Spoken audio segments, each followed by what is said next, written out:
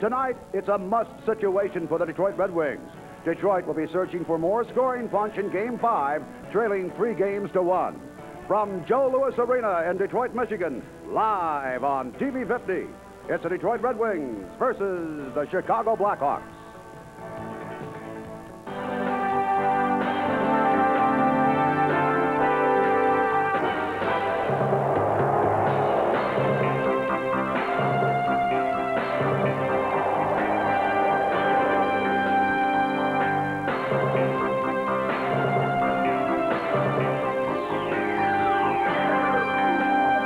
Red Wing Hockey, brought to you by Budweiser, Beechwood Aids for that clean, crisp taste. This Bud's for you.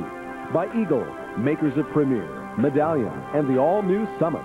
Only at your Jeep and Eagle dealer, where you can expect the best. By Little Caesars, where you always get 2 great pizzas for 1 low price, with 200 metro locations to serve you. By Trader Ray Tire and Tire Man Tire Centers. Nobody sells tires for less, and we pay your sales tax. And by Pepsi, the choice of a new generation.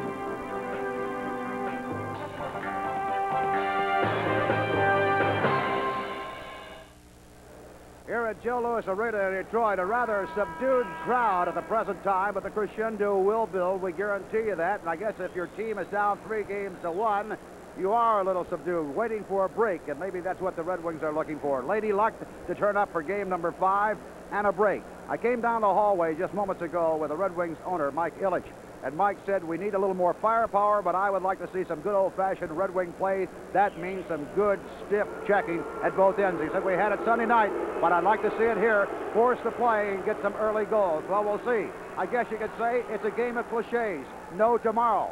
Backs against the wall. Do or die, or get ready for a vacation. And with that in mind, let's move upstairs to Dave Strader and Mickey Redmond.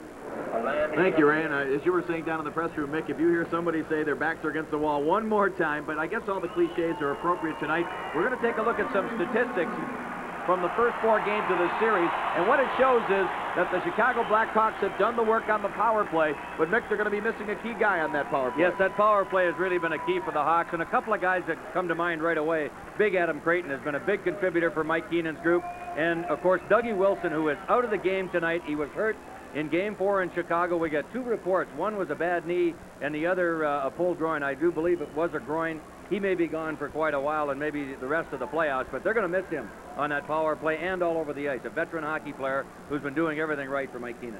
Only 5 teams in NHL history have gone down 3-1 in a best-of-7 playoff series and come back to win it. One of the teams was the '87 Red Wings. 15 players here were on that team, and Jacques Demers and company believe they can come back again.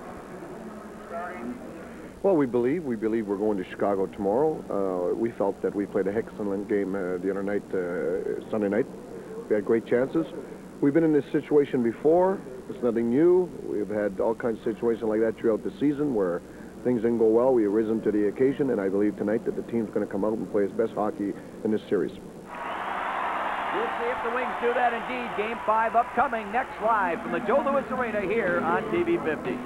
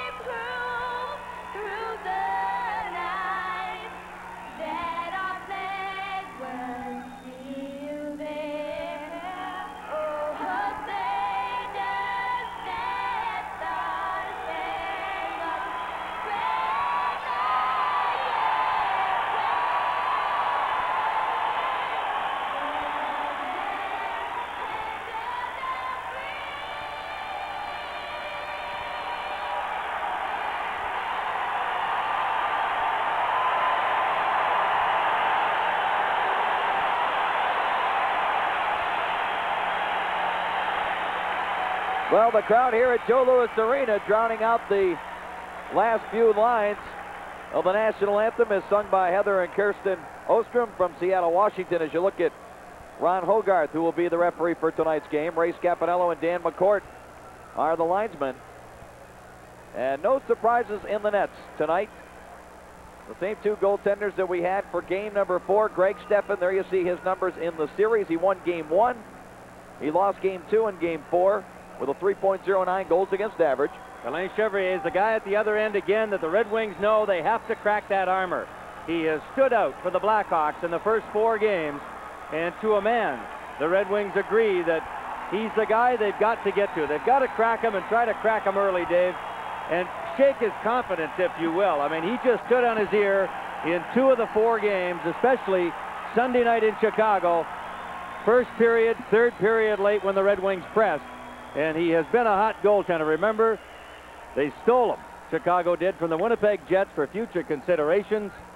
And Mike Keenan then was banking on Chevrier getting hot in the playoffs and carrying this team.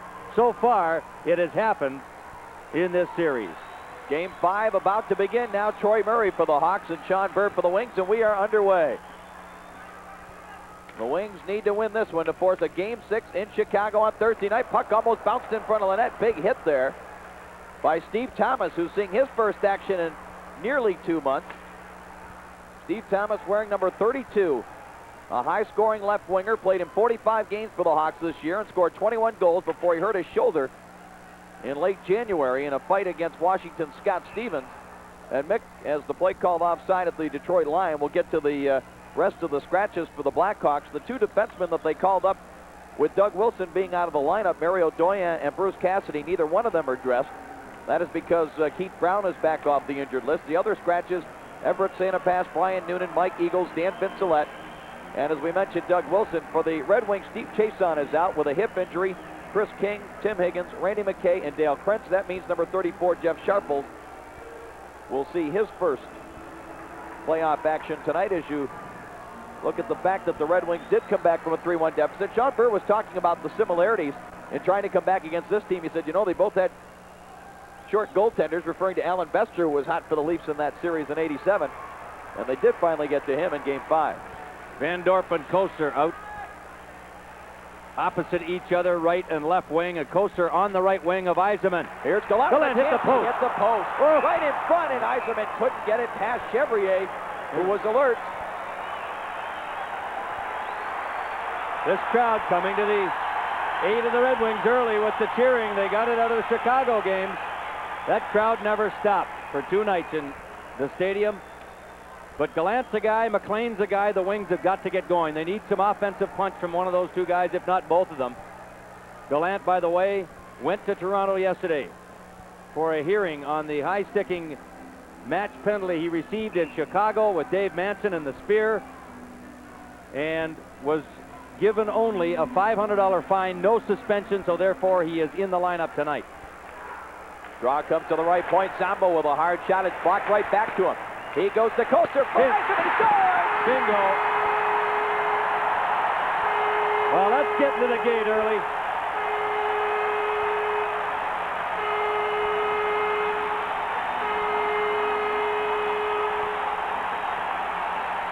Koster will get an assist, setting up Yzerman. And boy, he didn't waste any time. Watch the way Yzerman hits the open net. He knew it was there. His eyes lit up like a popcorn machine, and watch him. Boom, he drilled it. And he wasn't going to give Chevrier any chance. 52 seconds into the hockey game.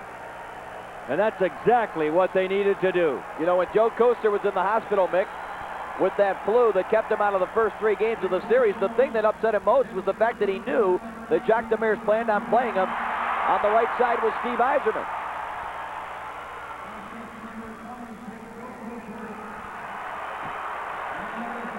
Koster and Zambo draw the assist, and here comes Oates through center ice, trying to step around the defense. Bob Murray checks him now, and it's cleared out of there by Larmer. Here comes Denny Savard.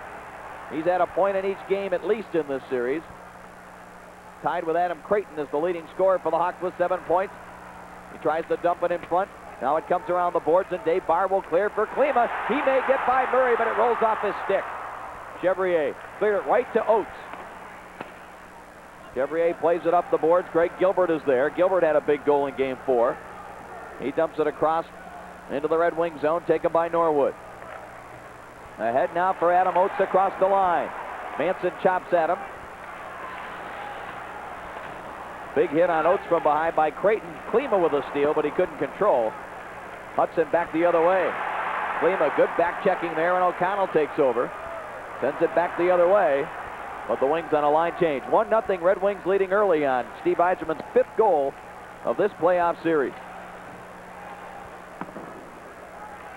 Zambo. Checked from behind by Creighton. Now Presley rolls it back in deeper. Behind the net, Mike Hudson trying to jam it in front. O'Connell blocked it, starts it back the other way. Shabbat playing center between Paul McLean on the right wing, Adam Graves on the left wing. Chevrier plays it back up the boards. Shabbat blocks it. Now Basson takes over. Hansen couldn't get it by Norwood.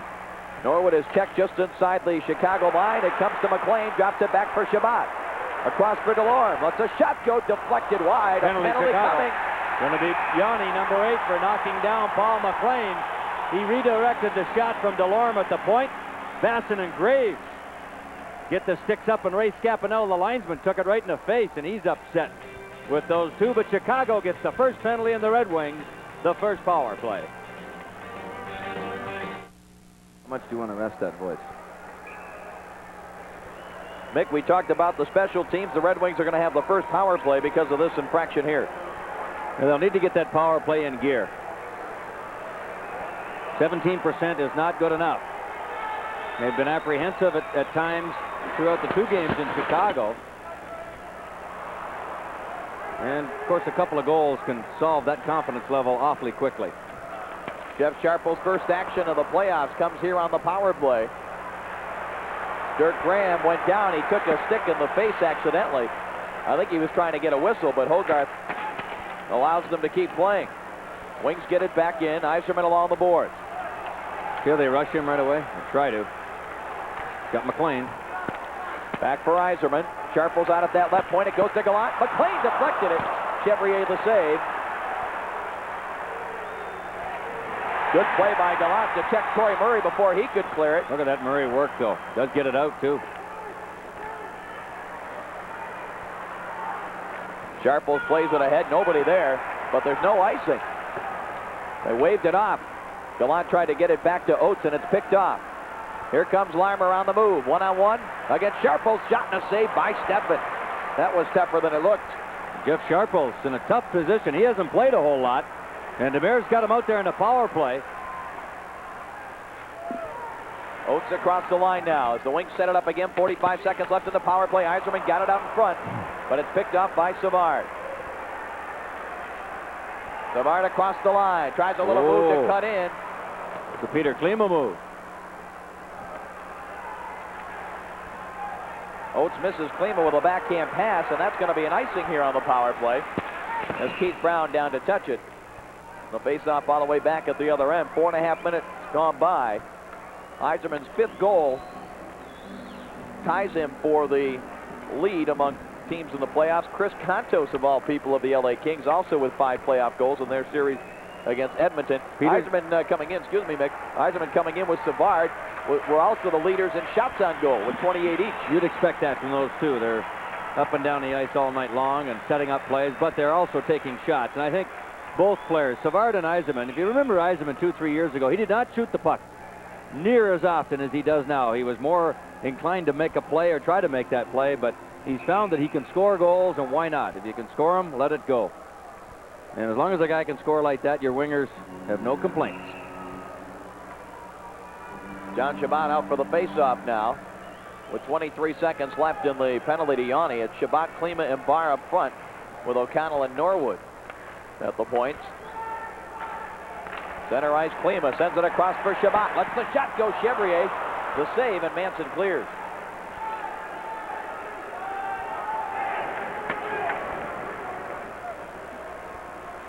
O'Connell sends it ahead for Norwood. He's got Shabbat on the move. Ooh. Couldn't get it across there. Penalty to Yanni has expired.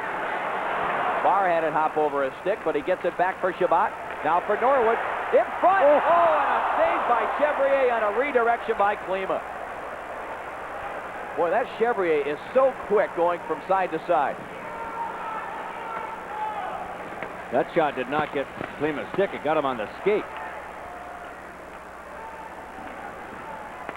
Presley sends it ahead. Manson, bullet shot from 60 feet. Steffen saw it all the way. Zombo for Jim Nill. He's able to clear the zone. No icing here. Bob Murray will have to go back and chase.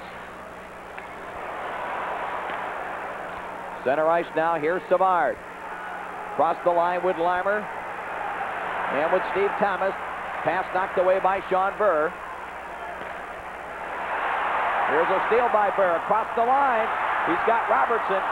Robertson sends it toward the net. Chevrier able to clear it away as the net came off the moorings. 6 minutes gone by first period. Wings on an Yzerman goal lead it 1-0.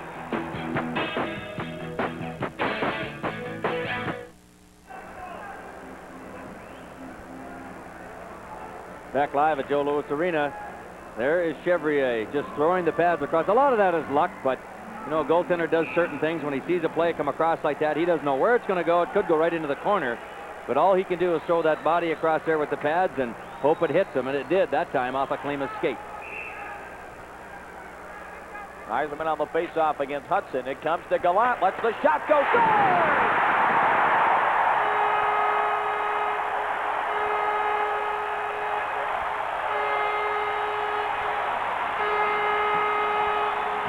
Boy, we track faceoffs in Chicago, how important they can be. And this time Yzerman wins it cleanly. Norwood redirects it to Gallant, and bingo, he snapped it off the short side goalpost, and it's 2-0.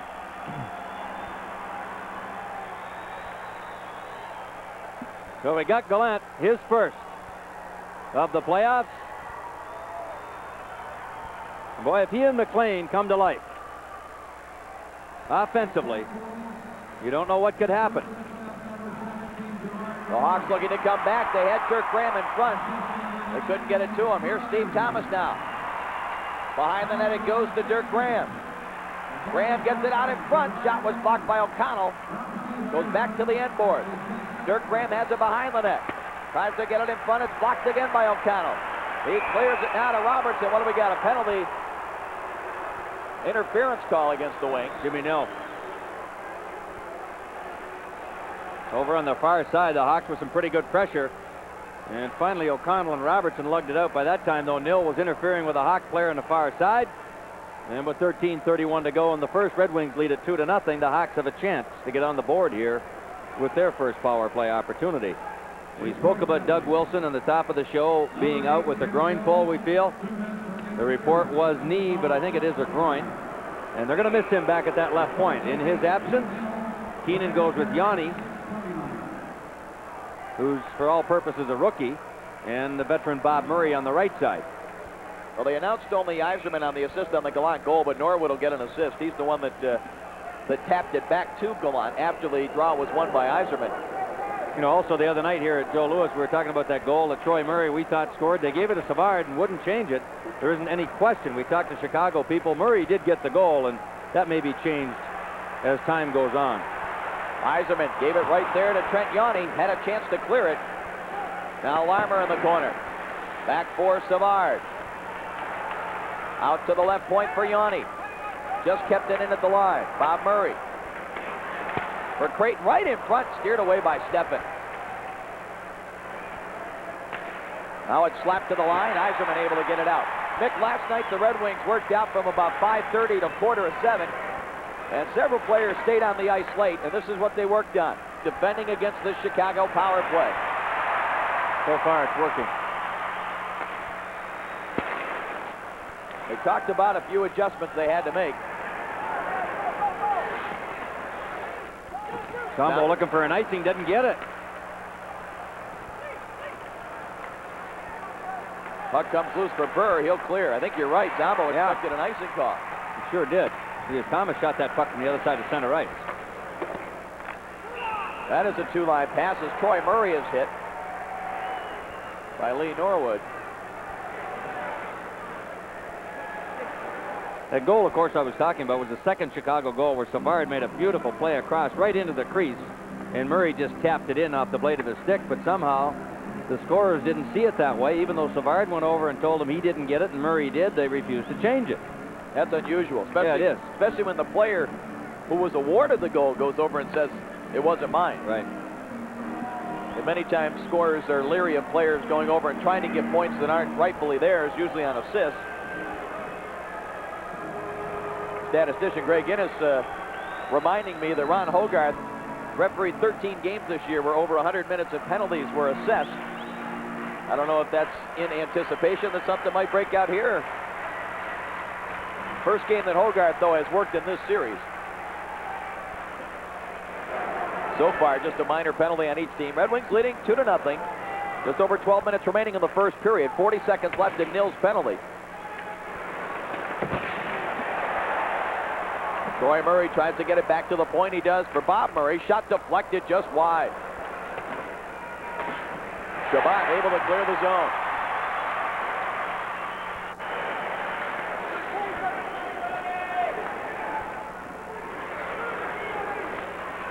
Manson for the Hawks, dumps it in behind Steffen. He just lets it go. Ooh, O'Connell hit hard by Thomas. Thomas certainly testing that shoulder. Yeah. Here's Savard back to Thomas into the circle. Went for the short side, saved by Steffen. Nil is out of the box. Center ice.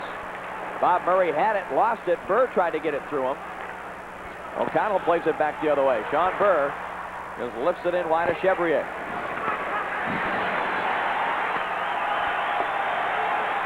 Pass does not connect with Larmer. It's down behind Steffen. And the icing call made. 11:06 to go in the first. Red Wings leading 2-0. Interesting stat here, Mick. That means the Red Wings have scored only 4 goals in the second and third periods combined in games 1 through 4. Well, you see 7-2. It probably, without that man right there, could have been 15-2. And I was going to say, if the Red Wings can get one more here before Chicago does, they might be able to put this thing away.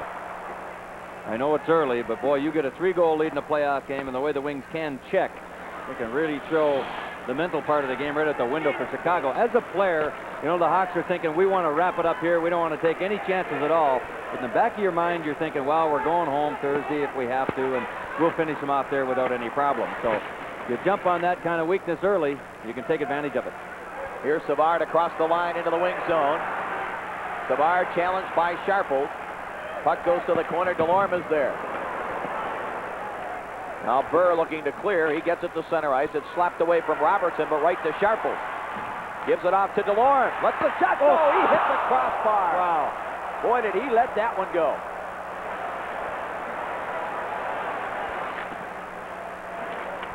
Shabbat gets it now to Adam Graves. Graves against Trent Yanni. Manson takes over. Hudson got it to Creighton. He breaks now with Presley. Good play by Zambo on Adam Creighton. Played the body well. McLean clears it ahead for Shabbat. Shabbat trying to go wide on Yanni. He'll hold up. Dumps it back in behind the Chicago net to the corner. Graves is there. McLean as well. Graves is dumped by Manson. Shabbat comes back to challenge Chevrier. But Hudson for the Hawks able to clear. Up the right side for Presley. He drives it around the Detroit zone. McLean on the right wing side. He's able to clear back center ice. Keith Brown now for Conroy. Plays it deep into the Red Wing zone. Thomas drills it wide on the short side. Conroy at the left point holds it in. Sends it back toward the net. Deflected wide. Here's Thomas. Centers it. Bassett couldn't control. Now Bassett behind the Detroit net. Tries to dump it in front. He's taken right to the boards by Shabbat. Puck is cleared. McLean giving it to Dwayne Sutter there. Now Bassett comes over. McLean pushes him away. 8:45 to go in the first. 2-0 Detroit.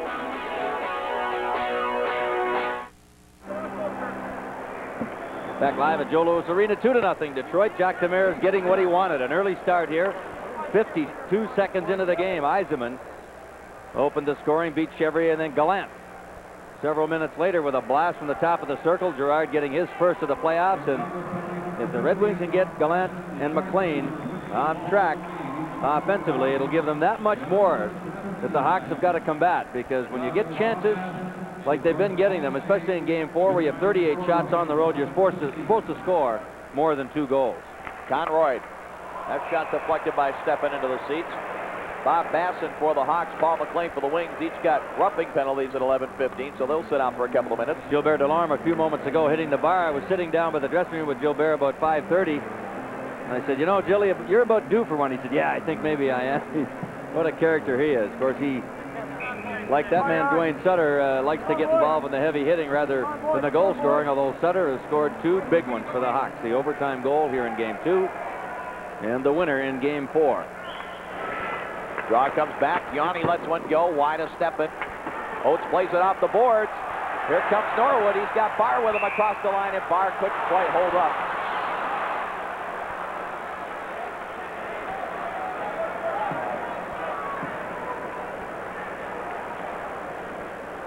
Big Van Dorp out there again. Keenan using him on a fairly regular basis. He didn't the other night in Chicago.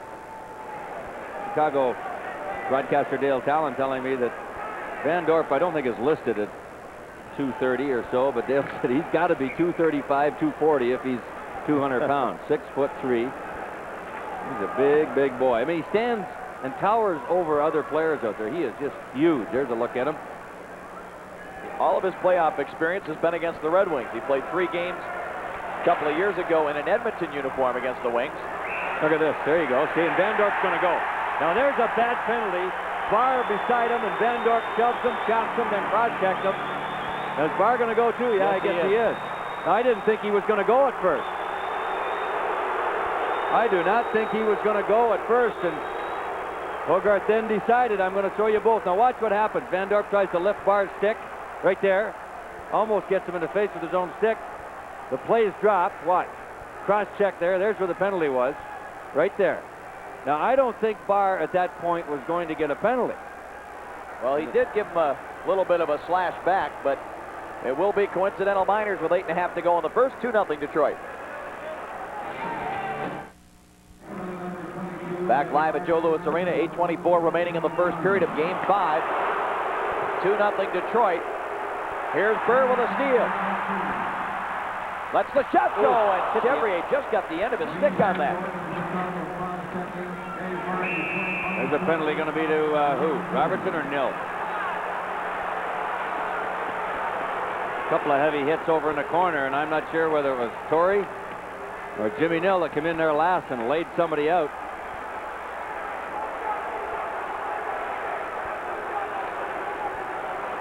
Hogarth pointing to Nil, I believe. And it looks like a high sticking call. Jimmy's like, me? I didn't do anything. And away he goes. So the Red Wings will be shorthanded again.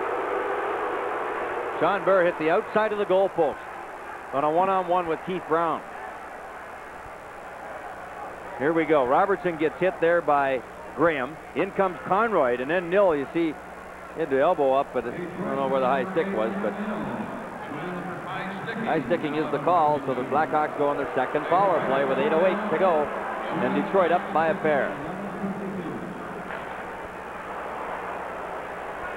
That puck knocked down center ice. Now Shabbat, bumped by Yanni.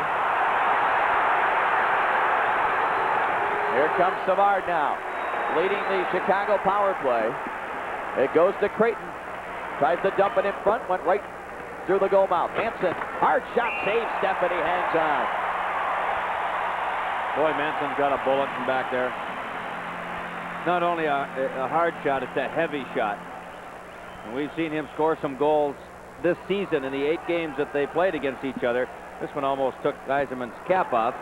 Goes right to Manson, and he goes short side. Look at Steffen. That thing's right inside the goalpost. Steffen holding his ground, making the stop. But Manson has a heavy, heavy shot from back there. Big kid, 6'3", over 200 pounds, and great leverage to shoot the puck, and he's just a youngster.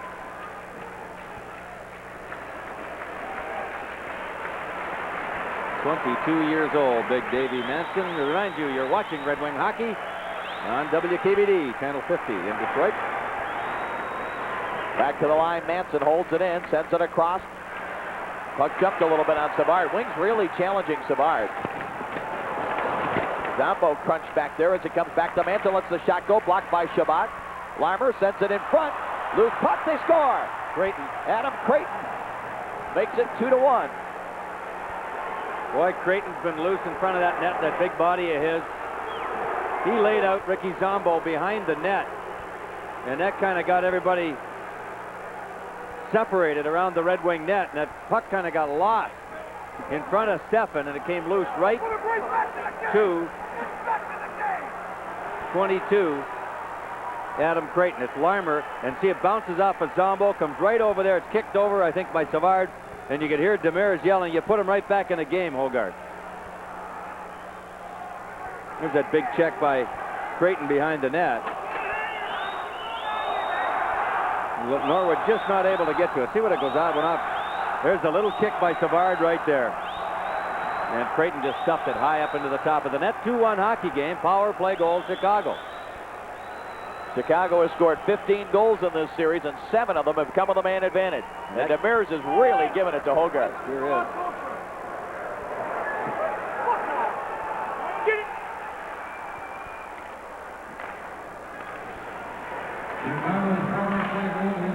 Brown drives it behind, stepping up the board. Steve Thomas deflects it. Recovered by Troy Murray. Here's Dirk Graham now. Sends it toward the net. Knocked down just wide of Stefan. Graves takes over. He's able to clear. That's a big goal, boy. Big turnaround right there. Hawks have got confidence now and are right back in the hockey game. Brown being checked by Klima. Plays it up the board. Held in by Zombo. Klima knocks it down, but he can't hold it in. Savard and Larmer drew the assists on the Creighton power play goal.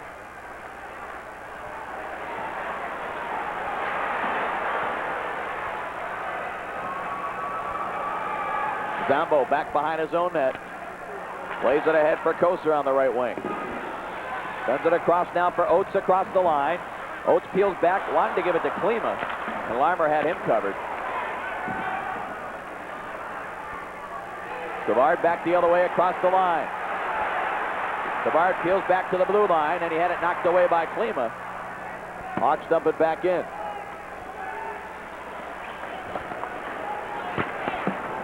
Oates will drive it around. Klima checked there by Bob Murray.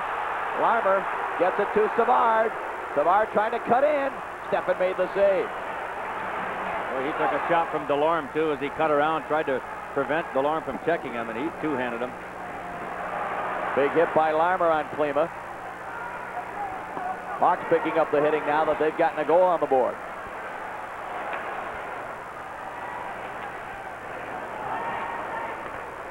Manson sends it ahead for Presley. Look out, big collision there. Delorme knocks him down. Here comes Presley across the line. Lets the shot go, and he just missed it up high.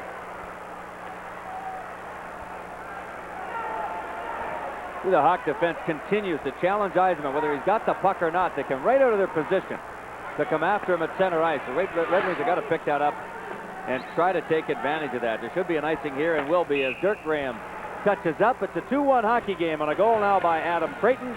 5 minutes left in the first period.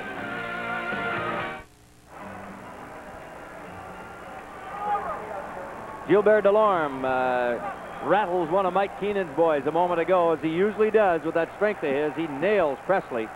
Presley hasn't got anywhere to go, and the fans react to that. Delorme was talking about knocking the wind out of Greg Gilbert the other night. Boy, he said it's great when you hear that sound. Oh, and they can't breathe. Clean check. He just puts that shoulder into the midsection. Here's Steve Thomas with a chance. He fired it up high and just missed it. O'Connell goes to Gallant. Gallant back to O'Connell. Now ahead to Yzerman. Across the line, Koser. Checked by Dirk Graham, and Conroy able to clear.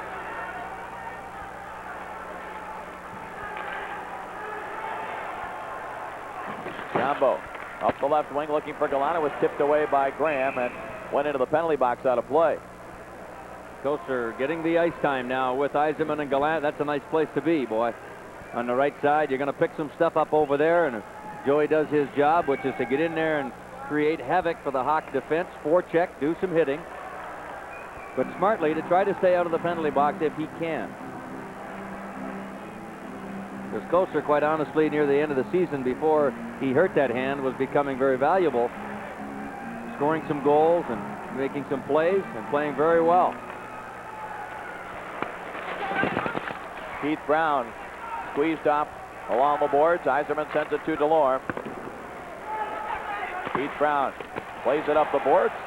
Held in at the left point by Norwood. Got it on his glove in the glass. He's got it right. Where is it? He dropped it now. And now the call offside. Now Brown and Gallant. Gallant's got to watch his temper. He's got a short fuse, boy, I'll tell you. Yep, and he scored a goal tonight, and they need him on the ice. That's right. Coaster's got 2 Hawks by the jersey. He's got Larmer and Yanni, isn't it? Yeah. Got them both. Tough guys can do that and get away with it. Brown's going to go and Gallant's going to go, but Gerard is more valuable to this hockey team on the ice than off, and he cuffed Brown a couple of times. Watch, boom, knock the hat off him, give him another one.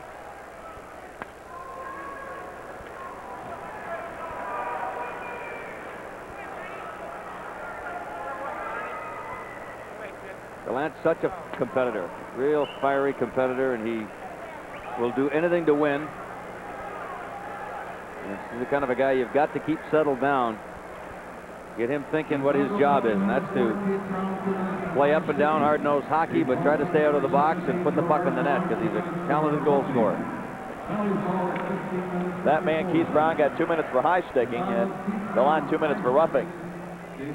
Keith Brown, no weakling as far as the strength department goes either. He won the wrist wrestling championships in the NHL several years ago. Very powerful kid. Dirk Graham from center ice.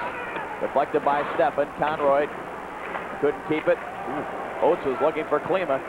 Klima knocked it away from Dirk Graham. Now across the line. Fakes the shot. Written off the puck there by Manson. Delorme back in his own zone. Plays it up the boards. No icing here. They ruled that Yanni could have played it. 3.5 to go, first period. Red Wings with a 2-1 lead. Savard center ice now, looking for some skating room. Drops it back for Larmer. Cuts around his man. He scores. Larmer's first of the series, and it's a 2-2 hockey game. Boy, Larmer, you knew he was going to break open one of these games. He is a talented goal scorer. And what a move he put on Mike O'Connell. Watch, Savard sets it up. It's a 2-on-2. Larmer coming late. Fakes the shot. He got Mike frozen, and he went to the outside, and he just stuffed it right between the legs of Greg Steffen. And this game is tied at 2 with 3:16 to go in the first period. Steve Larmer this season for the Hawks. A very, very productive year. 43 goals, 87 points, and that was his first in this playoff series.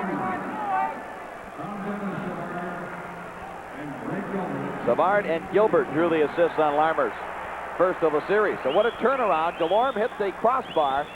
Could have made it 3-0. Instead, the Hawks have come back to tie the game. And now what does this do to the Red Wings mentally? Well, the crowd is really quiet right now, that's for sure.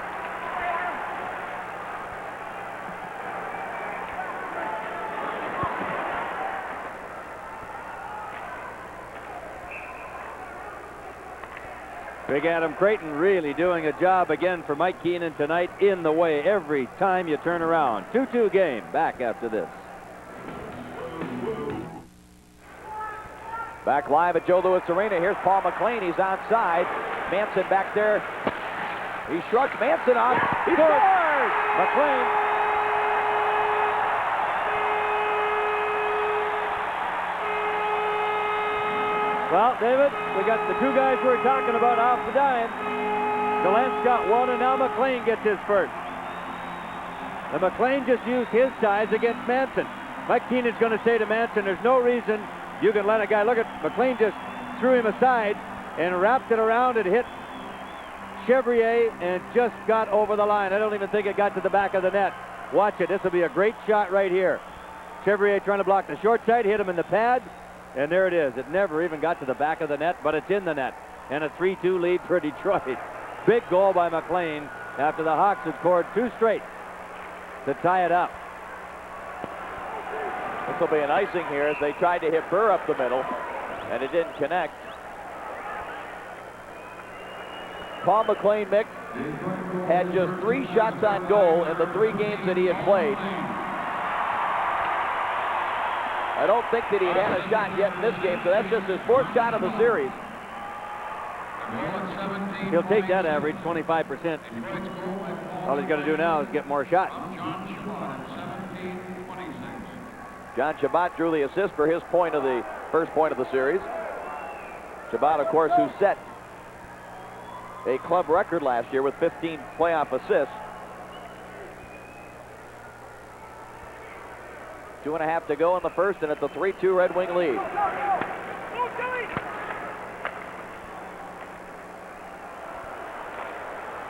Hawks sent it back into the Red Wing zone. Norwood there to get it. Now Delorme in the corner. Plays it ahead for Chabot. Just tipped away. Back the other way, Larmer. Drops it for Gilbert. Centers it. Savard. Save! Oh, no! It was just kept out by Steffen. It was right on the line. Hit Steffen in the skates and went going into the net. Right on the goal line. He got the stick back and scooped it out of there. Boy, that could have been interference there on Larmer as he wrapped up Jim Nill.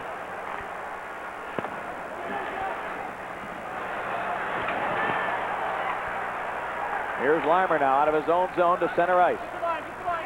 Wayne Sutter into the Detroit zone. Rolls it out in front. Cleared away by Steffen, but right to Conroy. His shot goes in wide. Centering pass, Creighton. Couldn't quite get the shot away as he was checked by Nill. Oates across the line. He's taken down. Chevrier just clears it past Klima.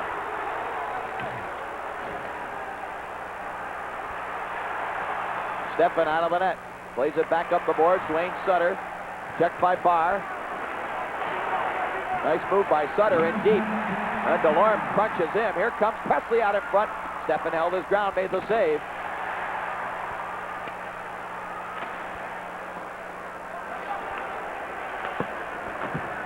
Held in at the point. No, Conroy could not keep it in. Boy, getting pretty physical down there. Delorme and Norwood hitting and getting hit. Now, this thing is a wide open contest at this point. 3-2 Detroit. We've only had 18 shots on goal, 12-6 in favor of the Hawks. Boy, it's got to scare you every time you see Savard and Larmer. Last time down the ice, here's what happened. Gilbert almost got checked, and Savard's shot hit Steffen left skate, hit his right pad, and was going in the net. Watch it. Right there. Whew. Center ice now, Gerard Gallant. Sends it across. Here comes Coaster. There's Chevrier. Look out. Chevrier got nailed. Oh, and Thomas retaliates. Here they go.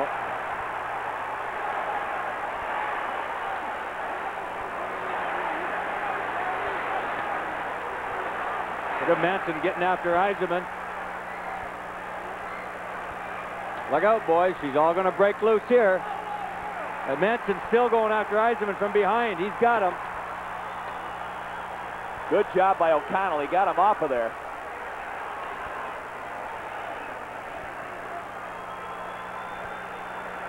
Manson, who's he giving it to? O'Connell's got him at the backside.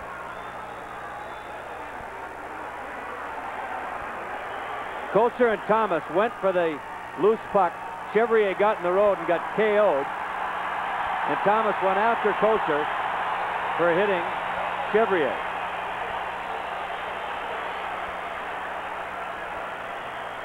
Hudson got his jersey pulled right up over his head by somebody. Kosar's gone to the box. Now watch what happens here. Kosar's on the move. Thomas realizes it. Was Joey bumped?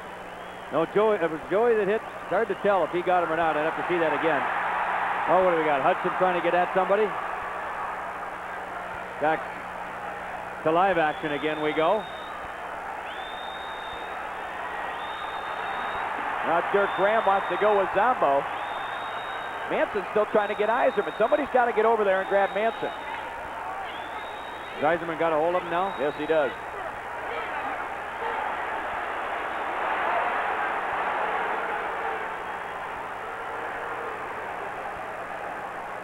Gallant's over there now, giving it to him, at least verbally. Look out, he's got that stick up, Manson again. Still got his stick in his hand, in his right hand. Zombo and Graham. Now, Hogarth's got him stopped. He said, one more punch and you're out of the game. Now Gallant and Manson finally get together. They exchange partners. Manson was doing everything he could to go out of his way to get after Yzerman. Obviously to try to get him off the ice.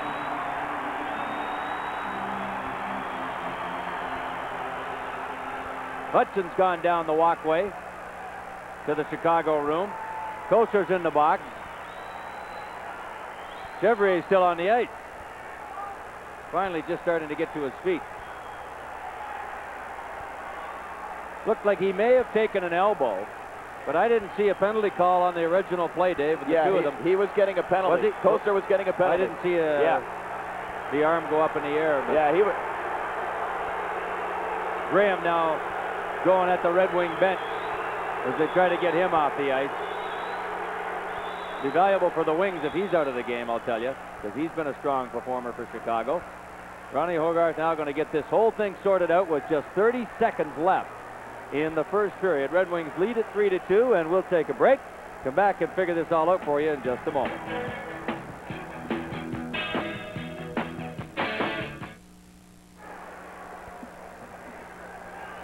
Well, one more time, we'll have a look at the start of all of this.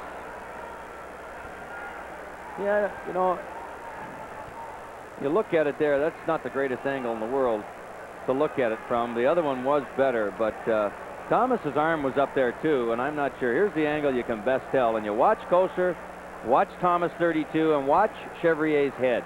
What catches him? Kosar's gloves. Kind of looked like his gloves on that one, and down goes Chevrier. Now Thomas not only pulled Kosar down there, but then he went after him.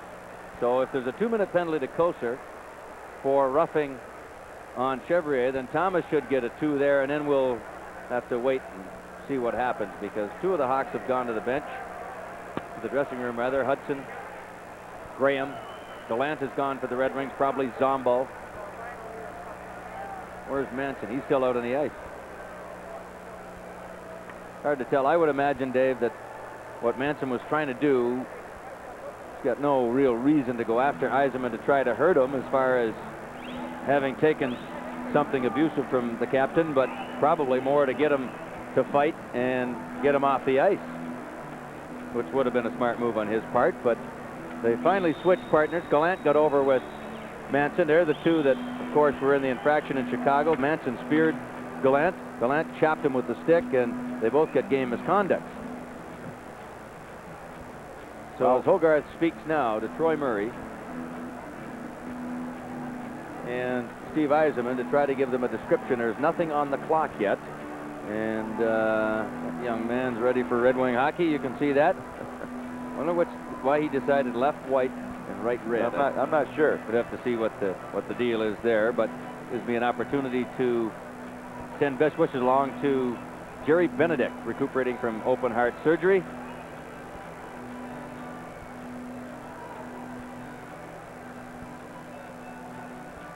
So all the best to Jerry to get back to 100% health. Mike Keenan and Jacques Martin, not Jacques Demers.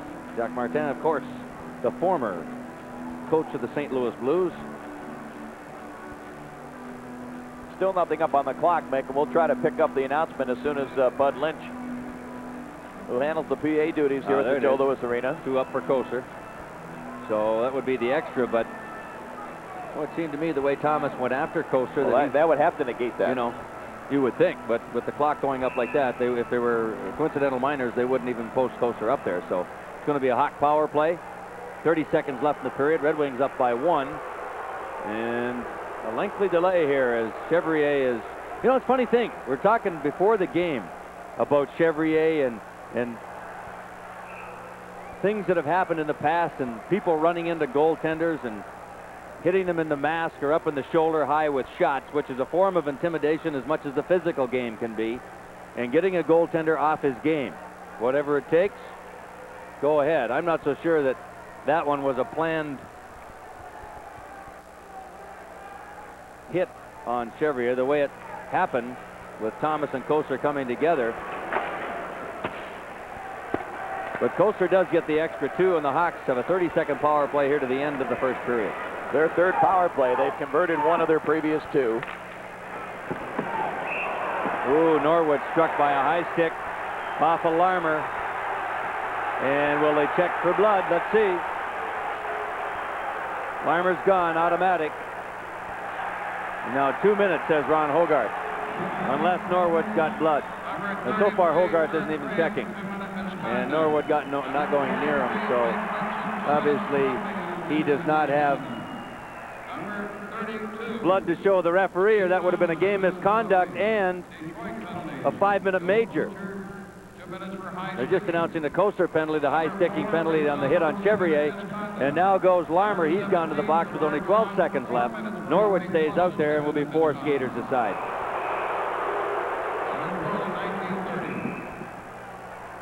Fans yelling because they want the major penalty.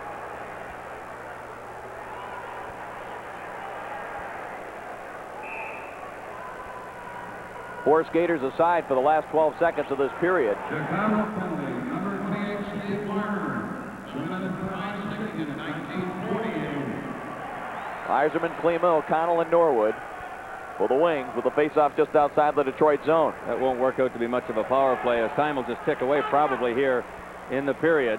O'Connell will just stall it back there, and the Red Wings will end up with drive by Norwood just as the buzzer went. Norwood goes down again on a hit by Manson. But the Red Wings are going to end up with a power play at the end of the penalty to Kosar of 18 seconds. So a wild and woolly first period. Detroit out to a great start and an early goal by Yzerman at 52 seconds. They go up 2-0 on Gallant's first of the playoffs. The Hawks come storming back to get a pair, and then Paul McLean gets his first of the playoffs. The 2 guys we talked about on the top of the show have gotten on the board, and that's a plus for Jacques Demers. We'll be back with our first period intermission in just a moment. Intermission update brought to you by Arby's. Visit one of Arby's convenient locations and taste the Arby's difference. So the crowd takes a little break after the first 20 minutes of play, and the Red Wings leading by a score of 3-2 after 1 period of play, and things heating up at the late stages of that period. And our special guest will be coming our way in just a moment. We got a chance before we do that to check a couple of the out-of-town scores for you right now. And these were the early starts getting underway just about the same time as the Red Wings and Blackhawks. Buffalo and Boston down a second period. No score in that one. And in the other 2 games we have for you, all knotted up. Philadelphia and Washington, a tight series, second period 2-2. And the one other score we have, first period, early going, St. Louis nothing, Minnesota nothing. And as we talk about things picking up in a 3-2 lead right now by the Red Wings, Lee Norwood on the ice at the tail end. You got clipped just before you came off the ice, though, didn't you? Yeah, Larmer got his stick up and dinged me in the side of the head, but part of the game tonight. Where did it start picking up after you guys went out in front 3-2? I think so. The chippiness started to go, and bad call on Joe Kosar. I thought goalie's out of his net. Joey's forced into him, and you know what can you do? You got to go for the net and play the puck, and the goalie got in the way. And there was a little discussion out there with some of the other characters too. Oh, there's a few guys out there that want to talk and try and set some tone for them, but we're not going to have any of it tonight. At one time, you went in deep into their zone, and somebody was riding your back pretty good. Was there any conversation there? I saw you look around and talk to him as you came back. Oh, lots of conversation going out there, but nothing I can say now. How about the officiating, though? Are they keeping it tight pretty well, though? Well, Hoagie's calling a little too much, I think. This is a real important game for both hockey clubs, and not just the Red Wings, but the Hawks too. And Hoagie should let us play the game a little more. I think he's got the reins a little too tight, and keep that up, something could break. We could hear Jacques saying you put them right back into it after the call to nil, and they got the power play goal. Oh yeah, that's just a bad call, I thought, and but Hoagie's under a lot of pressure, I guess, too, and he makes mistakes. But he let the Hawks right back in it with that call, and we got to kill the penalty naturally, but he keeps giving them power play after power play. Lee, we got a shot right here just to show how rough it is out there. You're the fellow that's got the puck, and you're going to get the puck. All of a sudden, you get it clipped right at the end there, just about the last 15 seconds of the period. Well, that's just an unfortunate thing. Larmer brings a stick up, hits me in the side of the head, and Hoagie was right there to call that one. So they get a penalty, even up the even sides and even strength now. So hopefully we can go from there. You're talking about chippy. Is this the chippiest game so far? I think so far with the stick work and that. They do not want to go back to their building and play us in a sixth game. I know that, and that's what we're forcing. And, so there's a lot on the line tonight, and tempers will flare. Lee, you had the 2-0 lead. All of a sudden, they do come back, and even though it was a power play, could you see them picking up a little momentum there? They were trying to, and then Paul McLean came back with a big goal, and, that put us back on top and back in the driver's seat going into the next period. Now we just get our rest and, make sure we take control in the second period. And how do you take control? Well, we just got to play our game, bump, check tightly, and give them no, opportunities. We can't take bad penalties now. When you're up, you don't want to let them get back in it again. So you got to check and play very disciplined and wait for the breaks. Did they give Sambo a misconduct? I think so, yeah. So it means you'll have a little more ice time, maybe, huh? Just what I need. Then go rest, okay? Thanks. Thank you very much, Lee Norwood, our special guest. And now this time out for Arby's.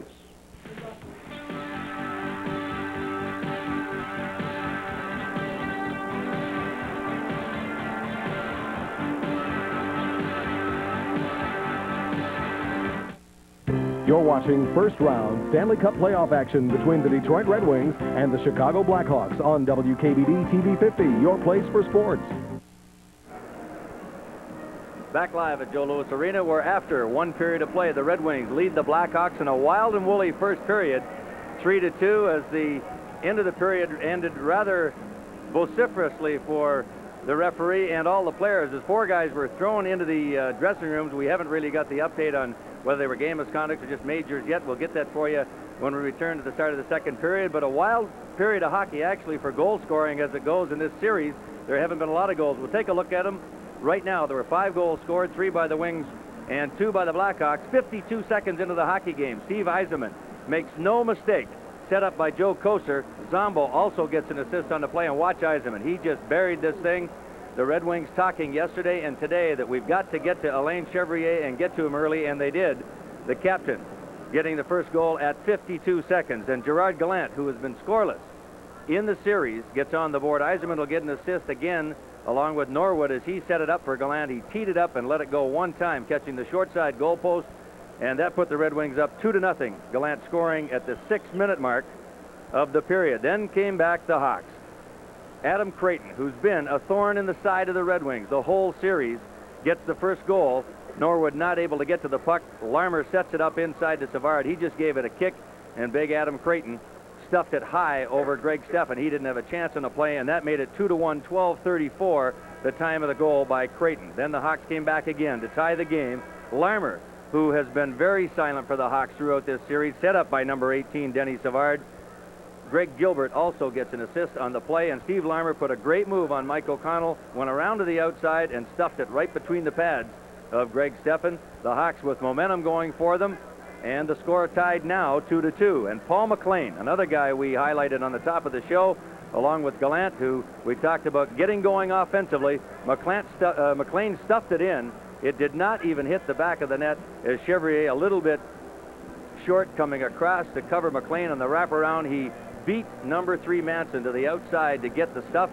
And that's your scoring summary for the first period. As we said, a lot of goals scored in this game, in this period. Not very likely for the series, as they've been very tight. But tonight it could be a high-scoring affair as the Red Wings get out in front 3-2 early. It's been a game that the Red Wings talked about getting to Chevrier, as I spoke about. They did that early, and they hope to continue to do that. 3-2 Red Wings after one period of play. And now we'll go to our player of tomorrow. You're watching first round Stanley Cup playoff action between the Detroit Red Wings and the Chicago Blackhawks on WKBD TV 50, your place for sports. Steve Yzerman makes no mistake. Set up by number 18, Denny Savard. Greg Gilbert also gets an assist on the play, and Steve Larmer, who has been silent for the Hawks throughout this series, the Red Wings talking yesterday and today that we've got to get to Alain Chevrier and get to him early, and that put the Red Wings up 2-0. Gallant, who has been a thorn in the side of the Red Wings the whole series, the Hawks with momentum going for them, and the score tied now 2-2. Player of Tomorrow. Brought to you by Little Caesars, where you always get 2 great pizzas for 1 low price. Tonight's Little Caesars Players of Tomorrow are twins, John and Jeff LaCroix. Both John and Jeff are 12 years old and attend Della Lutz Elementary School in Waterford. We both started playing when we were 8 years old. Our father influenced us to play. We always went to watch his games. John and Jeff currently play forward for their Birmingham Squirt AA Mustangs. Their team record this past season was 53 wins, 20 losses, and 5 ties, as they won both the district and state championships. They traveled to Chicago for a Thanksgiving tournament and to Buffalo, New York later in the season. Last season, with their father John as their coach, John and Jeff played for the Lakeland Hawks Squirt AA team, where they finished the season as district runner-up.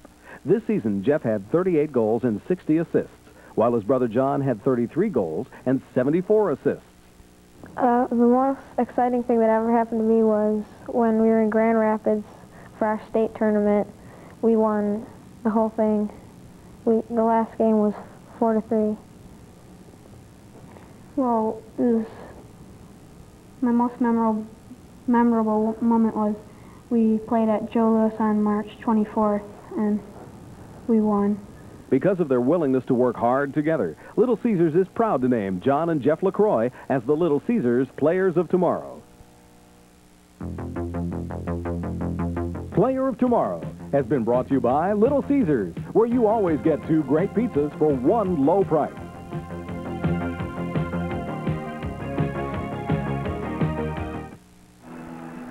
Well, we're getting all ready to take some shots of this second period for you, and one fellow out there is Jim Nill, who has gone to the penalty box on 2 occasions in the first period, interference and high sticking, celebrating his 30th birthday today. But he has another reason to maybe get more involved in this game, and that's that his wife Becky gave birth this morning to Trevor James, a 9-pound boy, new addition to the family. So just maybe Jim Nill can get clicking as far as some point production in the second period.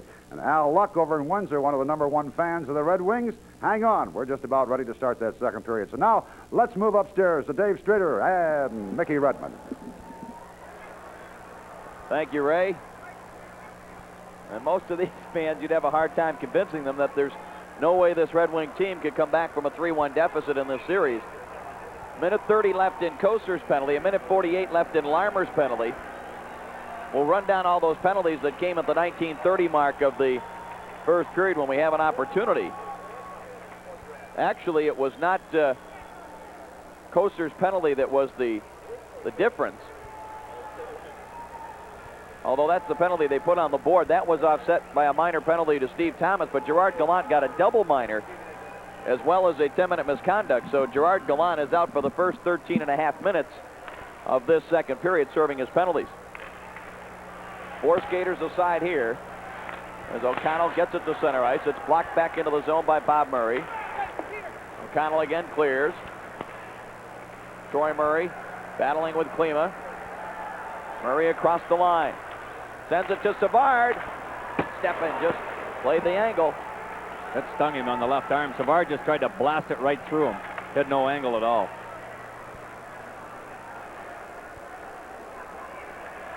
Manson deep in his own zone. Here's DeLorme doing some forechecking. Sends it across. Bob Murray had it slapped away by Klima. You're shocked to see him in there? Boy. You rarely ever see 29 at the other end of the ice like that. Here comes Savard. Lets another long one go. Along the ice. All the way to center ice now. Here's Yzerman. Checked by Conroy. And it's tipped back the other way by Presley. Presley leaves it off for Trent Yanni. Yanni trying to cut in on Huda. Huda played him well. Wings come back the other way. 20 seconds left in this 4-skater aside situation. Yzerman decked. He was really nailed that time by Creighton. I think I don't have to wonder anymore about a game plan for Chicago. I think it's obvious. Every time they get a chance, they're taking a pop at 19. I'm trying to take some steam out of the captain. Creighton just ran right over top of him that time from the side. Yzerman didn't see him coming. Just to run through those penalties again at the 19:30 mark. Thomas did get 2 for roughing. Graham got a 10-minute misconduct. Hudson got 2 for roughing and a 10-minute misconduct. But Gallant got the double minor for roughing as well as a 10-minute misconduct. Kosar got 2 for high sticking, and Zombo got a 10-minute misconduct. Steve Larmer then got 2 minutes for high sticking in 1948. Thank you for that update. I didn't know that when we did our scoring summary. I didn't hear the PA, and nobody seemed to know up here whether they were 10-minute misconducts or 5-minute majors or game misconducts. 70 minutes of penalties whistled by Ron Hogarth in the first period. He was the referee back on December the 23rd when we had that. So much for those statistics. Right. There you go. 70 right in there in the first 20 minutes. Coaster's out of the box. He has it center ice. Cross the line on Manson. It comes back down to Oates. Tried to pass it in front of his block. Good play there by Manson as the Wings had a 3-on-2 setup. And that's the end of the penalty to Larmer. Manson plays it back the other way. Oates now moves it to DeLorme. Pass from McLean out of his reach. Manson drives it back into the Detroit zone.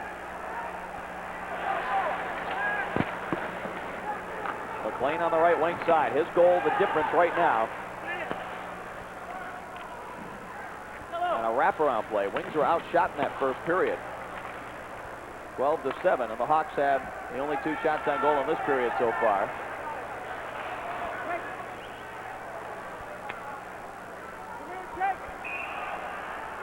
You got an offside delay.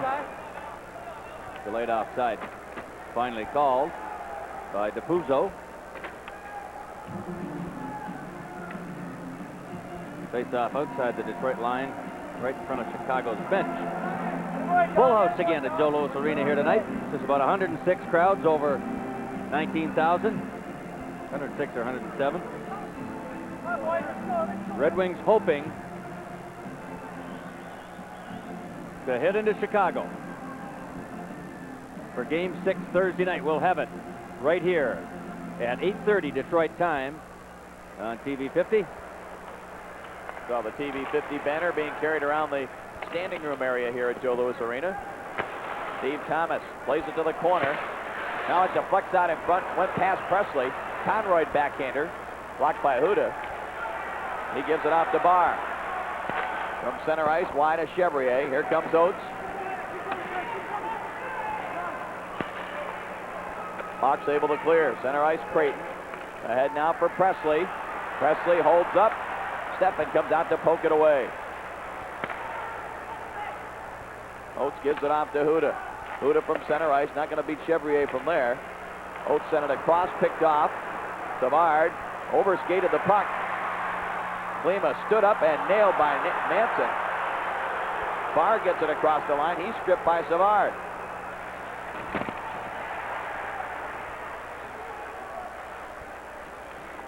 Huda sidesteps Greg Gilbert's forechecking. Backhands it out center ice. That's deflected by Nill, but Manson recovers. Here comes Larmer. That's offside. Back for Savard. Savard tried to go back along the ice. And a penalty coming here to the Hawks, I believe, for interference, but the Wings have the puck. Are we going to have coincidental minors? I think so, yeah. Steffen may get a penalty as well. We'll wait and see when we return. 3-2 Detroit.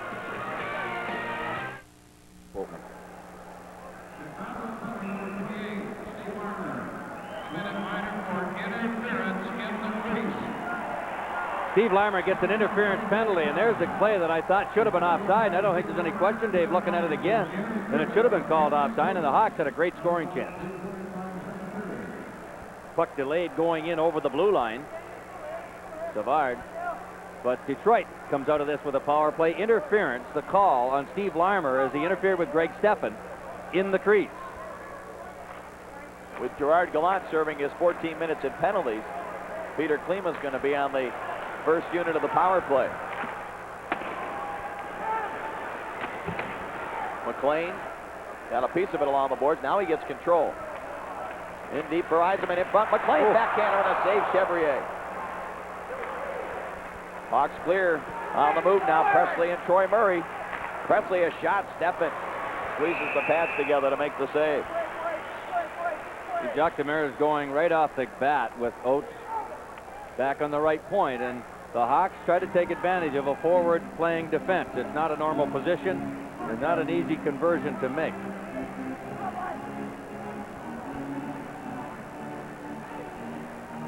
Operators are on duty right now here at the Joe Louis Arena at 567-7500. You can order your version of the Red Wings highlight video of the 88-89 season, yet to be titled, and of course the story's final chapter yet to be written.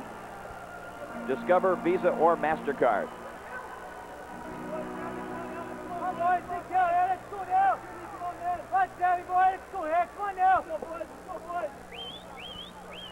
Minute 32 left in the Limer penalty.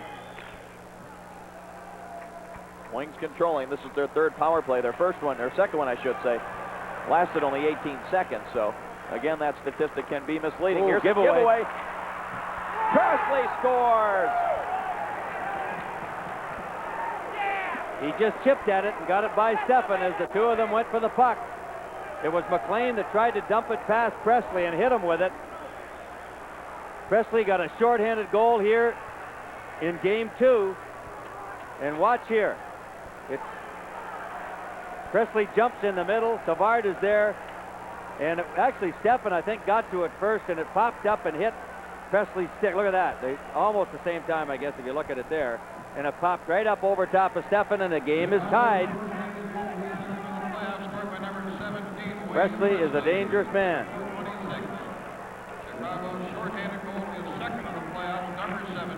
Second goal of the series, and as Mickey just told you, both of them shorthanded. Wings really having some problems here with a man advantage just getting going.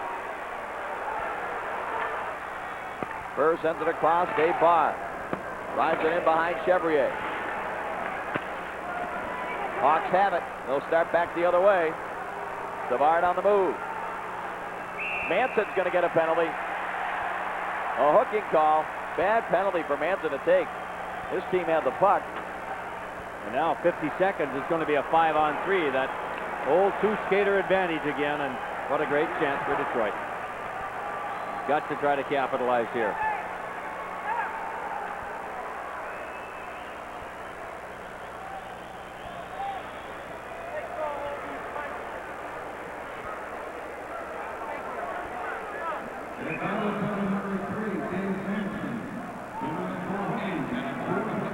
Was the call holding? Hooking, I believe. Okay.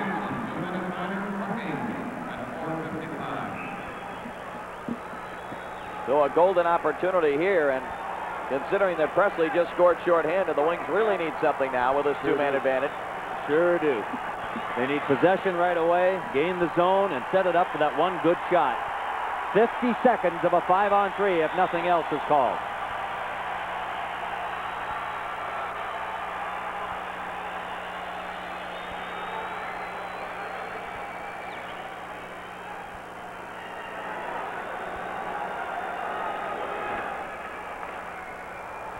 Lima tried to go to Barr with that pass. I don't think Norwood realized it. Here's Yzerman now. Hawks are going to try to stand up, but they really can't with a 5-on-3. There's their zone. Now they need the setup.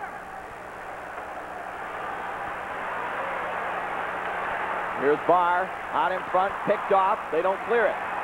Oates to Yzerman. Right in front. Chevrier the save. Loose puck, and Barr missed it. 18 seconds left in the two-man advantage. It goes to Norwood.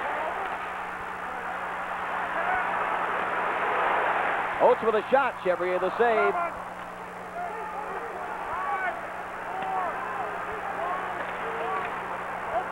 Now a one-man advantage. Limer.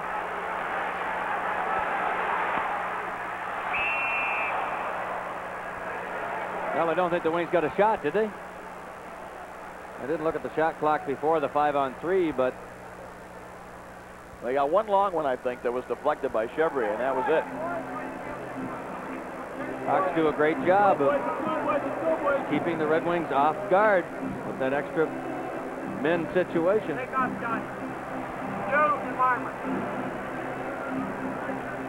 They really never got an opportunity to get a good smack at Chevrier. Now, one of the things you talked about, Mick, when a team is challenging you like that, you've got to move the puck quickly, and that's one thing the Red Wings are not doing.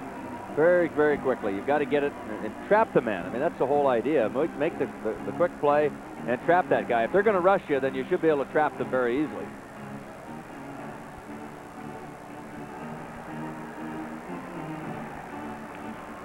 14:08 left second period. 3-3 the score. Wings with a power play. Iserman. Oh, wow. Conroy just got a piece of that, or that might have been 4-3. One time from Oates. See, the Hawks are fading the points. And if they're doing that, there has to be somebody open between the front of the net and the blue line. Somebody's got to come back into that middle area. And then if that defenseman, of course, leaves the front of the net to take that guy, then there's got to be somebody open at the side. That's the way the Hawks set up their power play with that mismatch on the 2-on-1 on either side of the goaltender.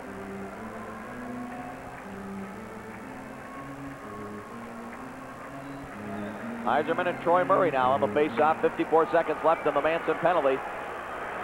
Oates at the right point. Sends it into the corner. McLean tipped it off. Bird tried to slide it across for Iserman. Now it's right out in front. Hawks come away with it.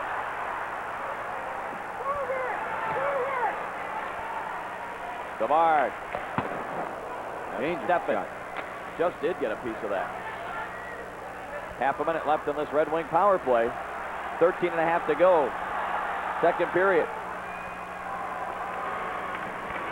Iserman back to Norwood. Lets a shot go that's blocked, and the Hawks fail to get it out. They miscue. McLean can't handle it cleanly. That was in his feet.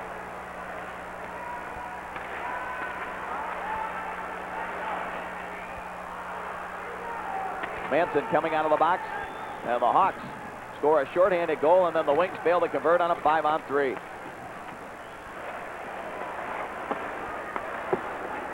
Here comes Presley, who just had the tying goal. His shot is wide of Steffen as the Joe Louis Arena crowd getting a bit impatient here. Chevrier behind his own net. Plays it back to Larmer. Chabot takes over for Detroit. Tries to hit Nil on the move. Now Manson, look out. He almost popped it up into his own net. He did. Just hit the side of the net.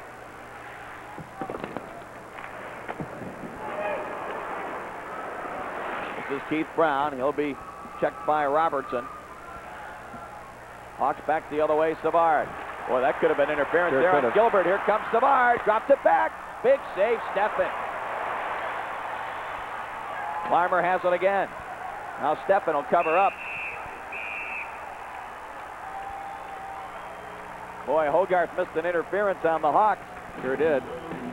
DeLorme was taken completely out of the play at the blue line, and it tied 3-3, 11:57 to go, second period.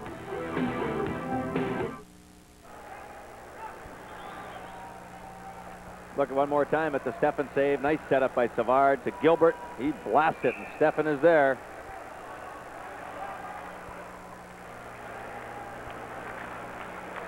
Wings control this face-off. Huda back behind his own net. Got Oates.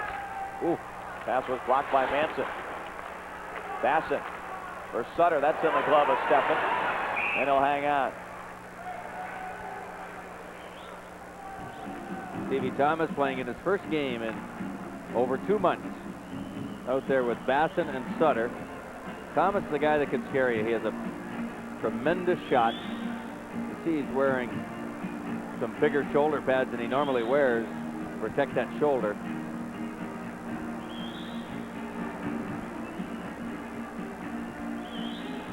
Remind you, you're watching Red Wing Hockey on WKBD, TV 50 in Detroit. Oates plays it around. Manson will pinch in. Checked by Klima. Held in now. Thomas lets that shot go. And Steffen just got a piece of that.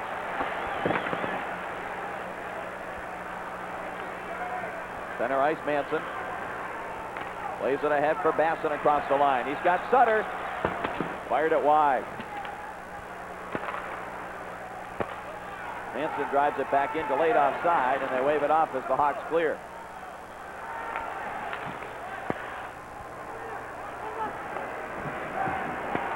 Keith Brown behind his own net. Plays it up the left wing side. Creighton sends it across now. Here's Presley. Fakes the shot. DeLorme ran into Van Dorp. O'Connell able to clear it to Klima.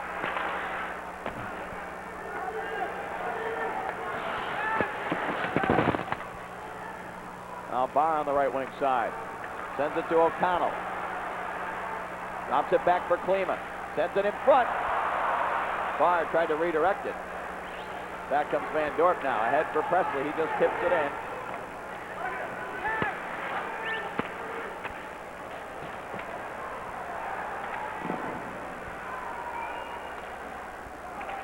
Center ice O'Connell now. Knocked it away from Savard across the Chicago line. Back for Graves. Quick shot. Oh, he didn't see it. Chevrier thought it was in the net. He looked behind him. Here's Gilbert. Trying to get a shot away. Kosar checked from behind. Huda follows up. Eiserman gets it to Huda. Adam Graves offside. Just lifted that back leg up, and that set her all for naught as the faceoff will come outside the Chicago blue line.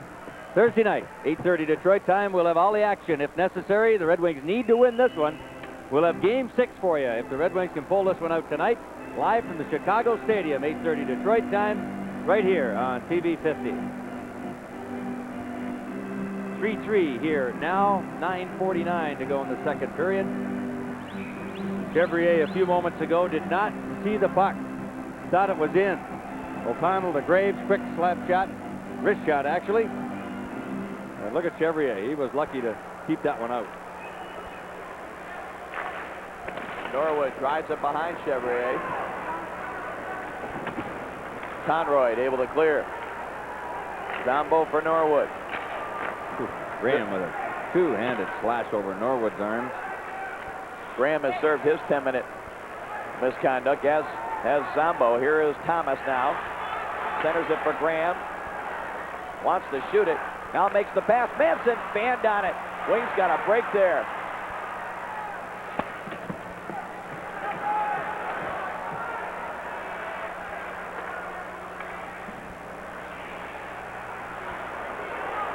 Dirk Graham lifts it into the Detroit zone. Steffen will just steer it aside for Zombo.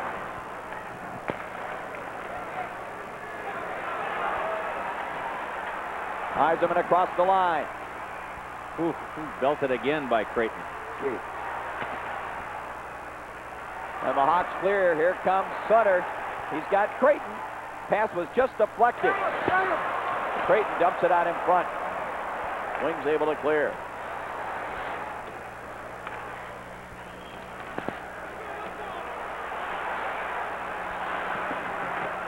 Ooh, Graves caught Presley with a good one.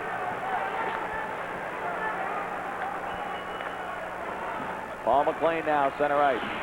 Checked by Savard. DeLorme follows up. Got it across the line with the Hawks. Gilbert has it. Now to Manson. Up the right side, Larmer drops it back. Savard tried to center for Gilbert. Torrey Robertson was there. 3-3 our score, just under 8 minutes remaining in the second period of Game 5. Red Wings must win to force a Game 6. Savard. Save made by Steffen.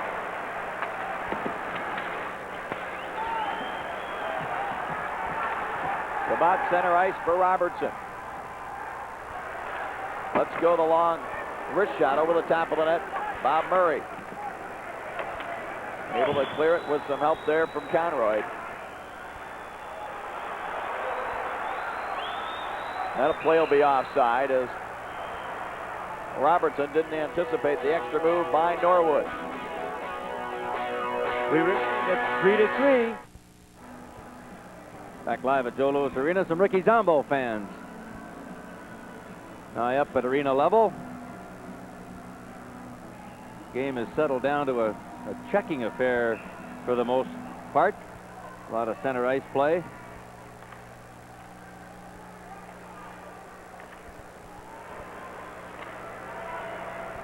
Trent Yanni from center ice. Flipped it in wide of Steffen. Zombo is there. Played it around. Yanni with a hit on Nil.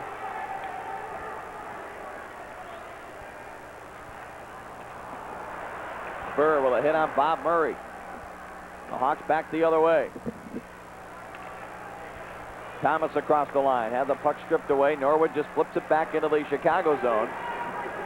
That'll be icing. Mick, what does it do to the Red Wings? They got the 2-0 lead. They hit the crossbar, could have made it 3-0. Probably if they got the 3-0 lead, as you were saying earlier, with these players on the Chicago bench realizing they can lose, they might let down a little bit, but now the Hawks have come back into it. Oh, there isn't any question. They've got the momentum going for them right now, and the Wings, up 3-2. And in the shorthanded goal, it does more than just having a goal scored against you when you get scored against shorthanded. On a cough-up like that, it's a bad break. Not much you can do about it, but that certainly gives the Hawks the kind of momentum they look for, especially being on the road. This crowd is starting to try to raise a little noise here. They've been very, very quiet. This game has really settled into a checking affair. The Hawks have had the majority of the scoring chances.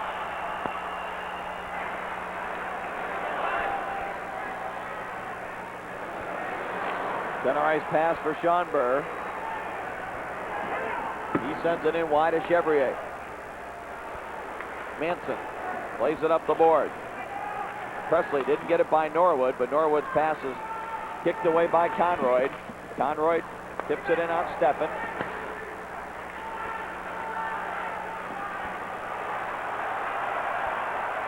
Zombo gives it off to Burr. Fakes the shot. Penalty coming. Nice move by Burr, too. Faked the shot. He had the Hawk player down. He forces him to put a hook on him when he was cutting into the middle for a great scoring chance, and we'll be back with that Red Wing power play after this. Here's a look at the Burr move right here, the fake shot, and back comes 43 Hudson. Actually, it might have been Conroy that should have been called for it, but Hudson will go to the box, and Detroit has another opportunity to take the lead. 2 minutes for hooking, or tripping, I'm not sure. There it was, tripping. Thank you, guys. No wonder Hudson was arguing. I didn't think there was much question about the call. Yeah, Conroy got Burr's right leg. Hudson got his left arm, and he lost the flip. Red Wings on the power play tonight. 0 for 4, plus they've given up a shorthanded goal. That's been the difference in this series, the play of the special teams on both sides. Manson and Norwood. No, Norwood's gone. He's going to get the retaliation. Manson got the stick up on him. Well, he whacked him about 3 different times in the back of the head, and Hogarth says, that's enough of that, and you're going. So we go to 4 skaters aside when we return. Lee Norwood committed roughing at 13%. There's a look at it. Manson and Norwood coming together. Lee, 1, 2. You don't see the third one, and Hogarth's the call. Red Wings not picking their spots tonight.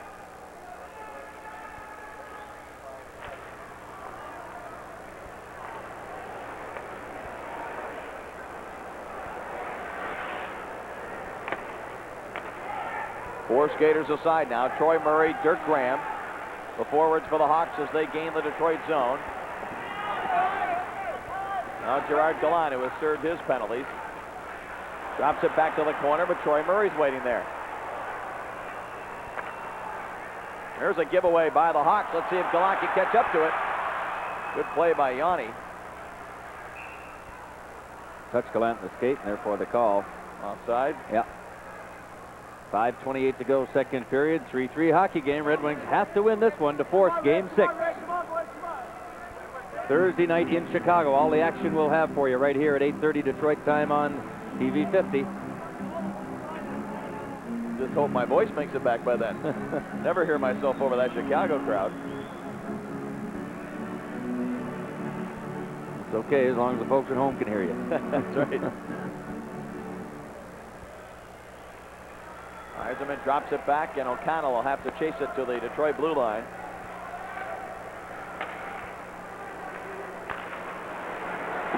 Savard forces a turnover here. Marmer checked by Gallant. Eiserman digs it loose. Sends it back to O'Connell, now for DeLorme.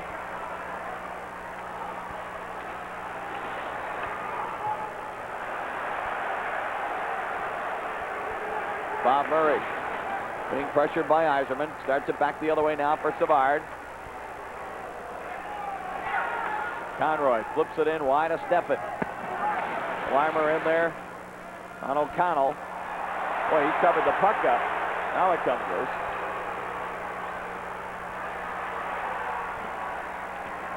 Yzerman now with some skating room.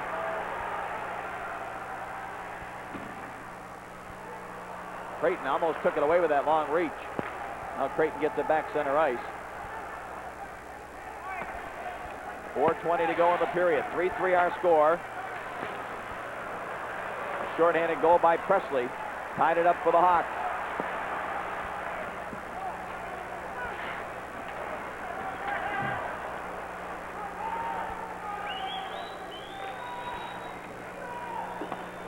Teams are back at full strength now. Both penalties are over. Norwood has it center ice. He is stripped by Presley. Brent Yanni starts it back. Has Hudson moving. Puck hit Larmer's helmet in the corner. Here is Troy Murray behind the Detroit net. Gets it right out in front. It was behind Dirk Graham. Back comes Dave Barr. Ahead for Klima. That's a long shot go. Chevrier. That's the second time. Second time in the last 5 minutes he's looked behind him thinking the puck had got through him into the net. So he is shaky, and the Red Wings have got to try to take advantage of that with more shots on goal. We'll see if they do after this. 3:35 to go, second period. Score tied, 3-3. Barr and Klima hook up. Peter with a long drive, about 45 feet. Chevrier again, look at him look behind him. Red Wings with 15 shots, the Hawks with 20. Bob Murray behind his own net. Starts it back the other way. Gives it off to Conroy. He'll lift it in wide of Steffen. Norwood back there first. Oh. Okay. No call there to Graham. Elbow up in the face of Norwood. Well, we've seen quite a variation in the way the officials have called the games. That would have been a charging the other night. Here comes McLean across the line. He wants to atone for that mistake he made on the Presley goal. Here's a chance. Chevrier save. Rebound went wide. Graves with an opportunity. Zombo fires it toward the net. McLean couldn't get out of the grasp of Conroy. And the Hawks clear. They'll ice it.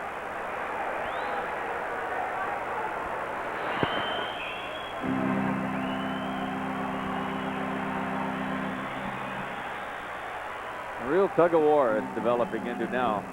Just the one goal here in the second period, 5 in the first. The Red Wings led it 3-2 at the end of one. Here's the giveaway. Graves gets a shot, saves Chevrier, and he got the rebound, just missed the outside goal post.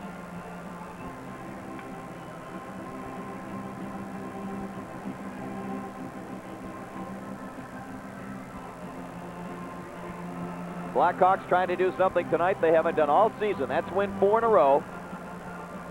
Red Wings won game 1, and the Hawks have won the last 3. The Red Wings need to do something they haven't done since mid-December, and that's win 3 in a row if they want to move on to the second round of the playoffs. 2:38 left in the second period.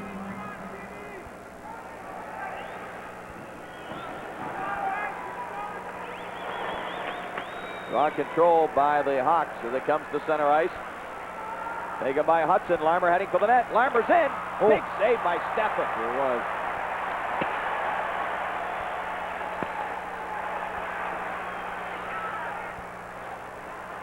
Steffen has made 2 big saves in this period. Difficult stops.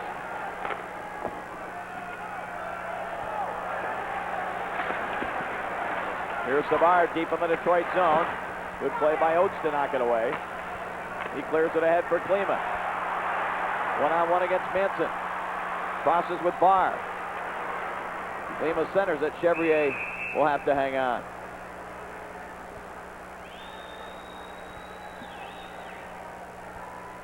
The Hawks getting the majority of the good scoring chances in the last several minutes.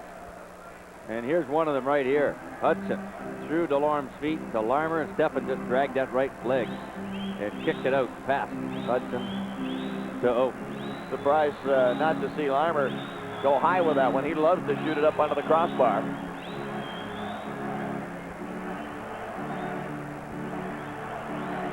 Minute 55 in the second.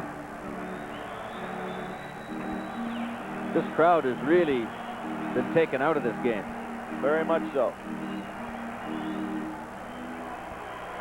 I think a lot of that has to do with the fact that also thinking about the Red Wings being down 3-1, and even if they were to win tonight, they still have to go into Chicago and win, and then come home and win in Game 7. But yes, it's easier said than done, but not impossible by any means. You take them one shift at a time, one period at a time, one game at a time.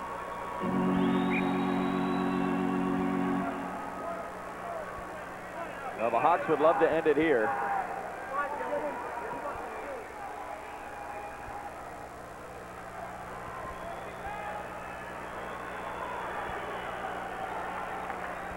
Face-off controlled by Troy Murray. Conroy up the right side for Dirk Graham. Graham across the line, avoids Norwood's check. Graham behind the net, brings it out into the circle, lets the shot go wide. Here comes Conroy, sends it back behind Steffen. Norwood chasing it down. Run into by Troy Murray. Dirk Graham holds it in. Thomas was checked from behind. Good play by Zombo. Here's Gallant up the left wing. Little move on Conroy. In front. Chevrier juggles and hangs on.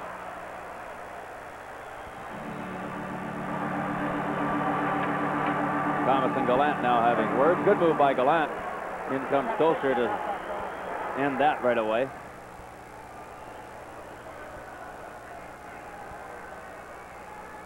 Gallant, the move on Conroy. Missed the body, tried to play the puck, and that's what happens when you do that. Gallant just turned around and wheeled a backhand towards the net. It deflected up and caught by Chevrier. I don't recall on the scratches, Bob McGill. Was he scratched from the lineup tonight? I don't remember calling his name. No, he was not scratched from the lineup. At least not the scratches that we were given. He was listed to play, but he has not.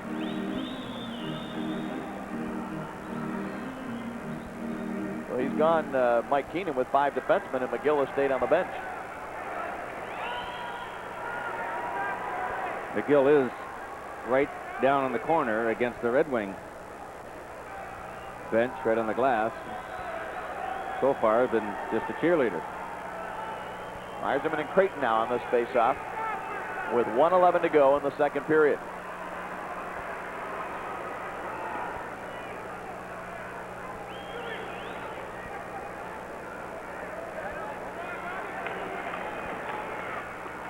Yzerman along the boards, had it taken away by Creighton. Creighton able to clear center ice for Bassett. Bassett across the line. Hansen was heading for the front of the net. Defenseman for the Hawks. That did not come outside the line.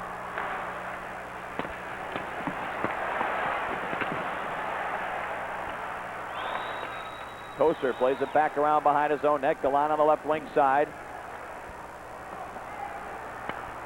Bassett and Gallant.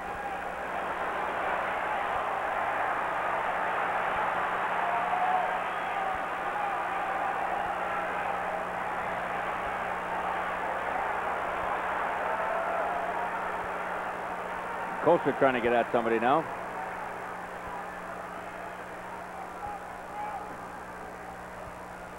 Has Yzerman got Manson again? No, big Creighton. He's been banging Stevie around all night long.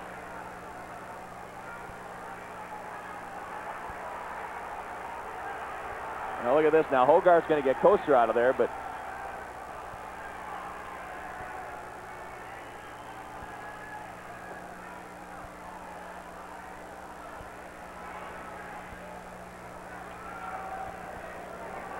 With 30 seconds to go in the first period, we had an eruption, and here we go again, just 35 to go here. Well, Gerard Gallant did not get suspended by the league, but he has suspended himself for most of this game.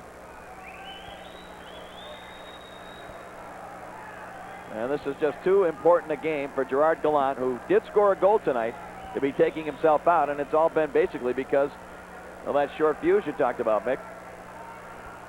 Started off with Basson really gave him a pretty good shot over against the far boards. Picked his spot, and Gerard went to clear the puck. And of course, when you're doing that, you cannot protect yourself, and you're going to take a crunch. And he reacted to that and started this thing again. Watch Gallant with McCourt, too, the linesman, because Gerard wants to be careful he doesn't get abuse of an official here. Presley taking a whack at, who is it, Koster, I think? Yeah. That's why Koster said, okay. So the Hawks really taking advantage. Right on Detroit ice. They're really stuffing it at the Red Wings right now and trying to get them off their game and get them upset with the whole scenario set as it is. And the Hawks feel like they've got everything under control and they can afford to play a few games. But whether that's a right idea or not, we'll have to wait and see. We'll be back and get this cleared up for you in a moment. Mike Keenan really going at it down there on the bench with Lee Norwood. Robertson was there as well. Keenan really giving it to him, and Norwood giving it back verbally.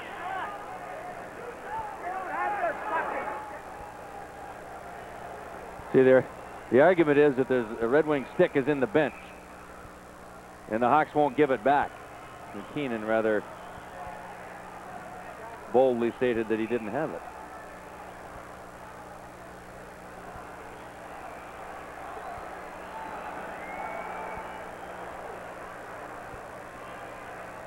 Red Wings had 6 guys out there, and Jim Nill just realized it, went to the bench. No penalties on the clock, so there'll be coincidental penalties, whatever they are, when we get that announcement. 35 seconds to go in the period. Boy, it's been a long, drawn-out period. Face off to the left of Steffen. Again, Presley's shorthanded goal, the only goal of the period so far.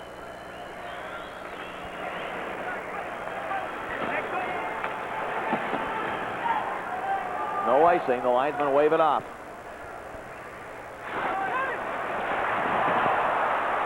Roy Robertson had the puck laying right there and went after Manson instead.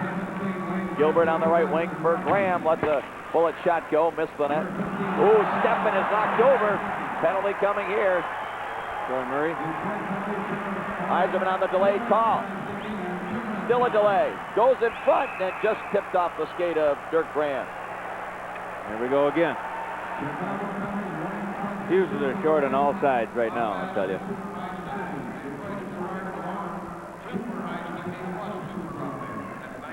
Double minors to Gallant. And who? Basson? Couldn't hear that count, and they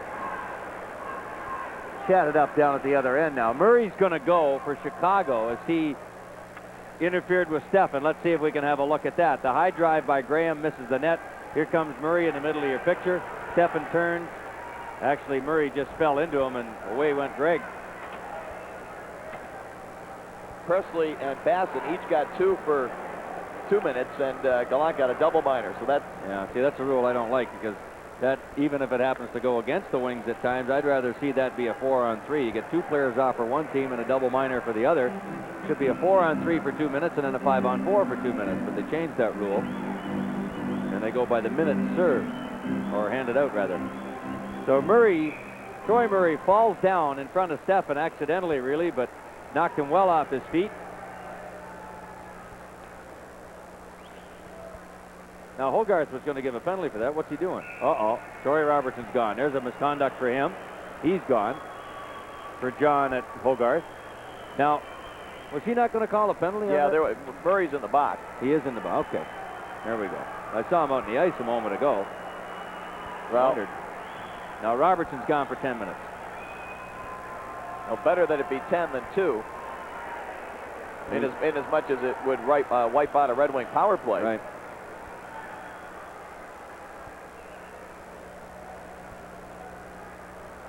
The referee at that point, if he's had enough abuse from a player, it would be a lot smarter to maybe just give him a 2-minute for abusing an official.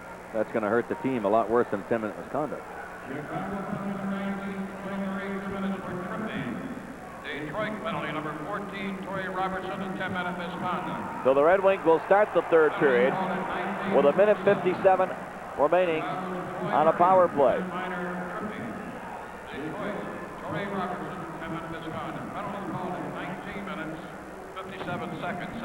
3 seconds left. Now, the face-off is outside, but it's, well, I guess because of the Torrey Robertson penalty, I suppose. But Norwood was already in the middle of the offense down there. This thing will just run out.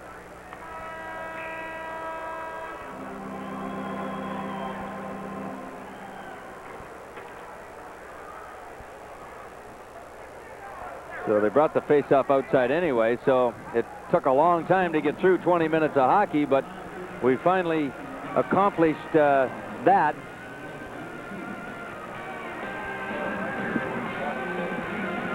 We've got a 3-3 hockey game. David Manson, the big defenseman for the Chicago Blackhawks, will be along with Ray Lane when we come back with our second intermission.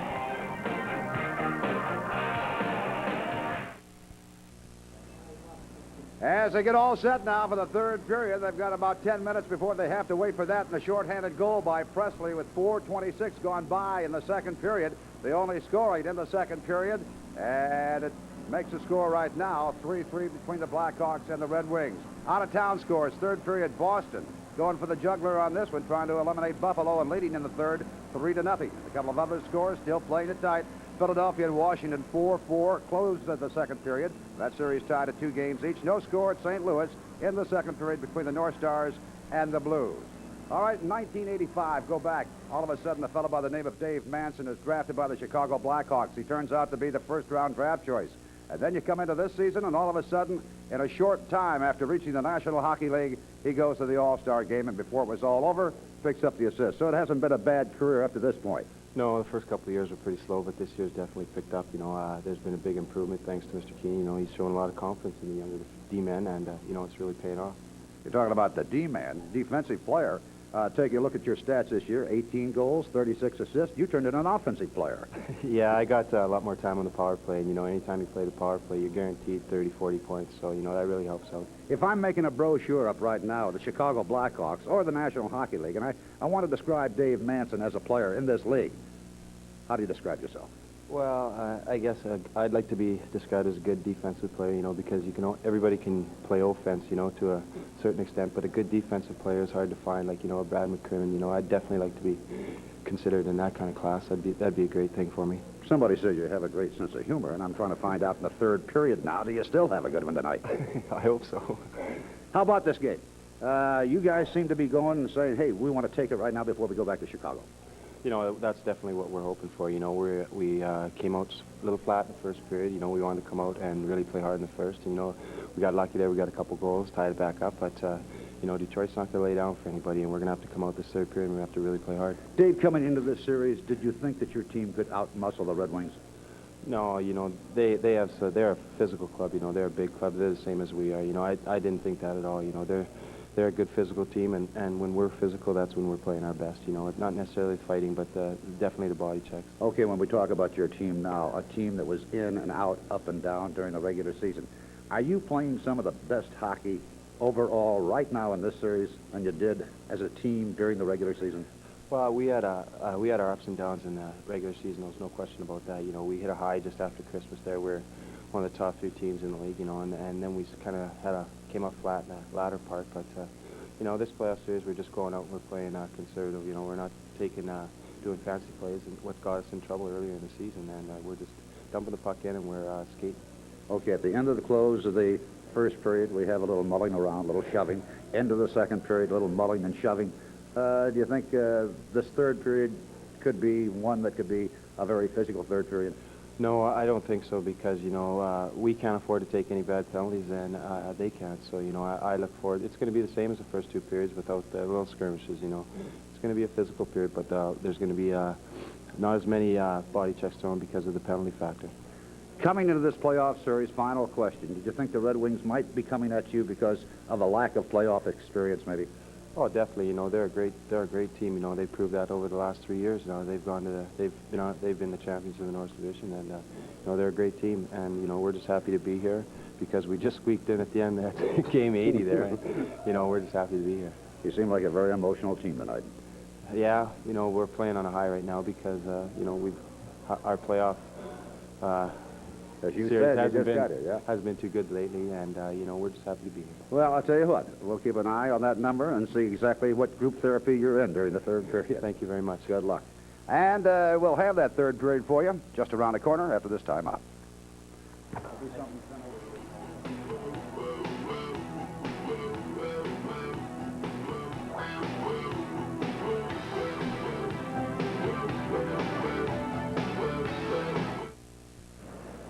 We're back live at Joe Louis Arena in the second intermission, and the score tied at 3. A second period that, much like the first, we had 70 minutes and penalties called at the end of the first period, and that was 30 seconds to go to intermission. In second, with 35 seconds left, we had another upheaval and players going off all over the ice. Rowan Hogarth blowing that whistle and trying to keep things in check in a game that's become very chippy and very physical. As Dave Manson said, he expects the third period to be much the same, but maybe a little bit less, because nobody wants to take that penalty that cost their team maybe the winning goal. Only one goal in the second period. Of course, we had 5 in the first.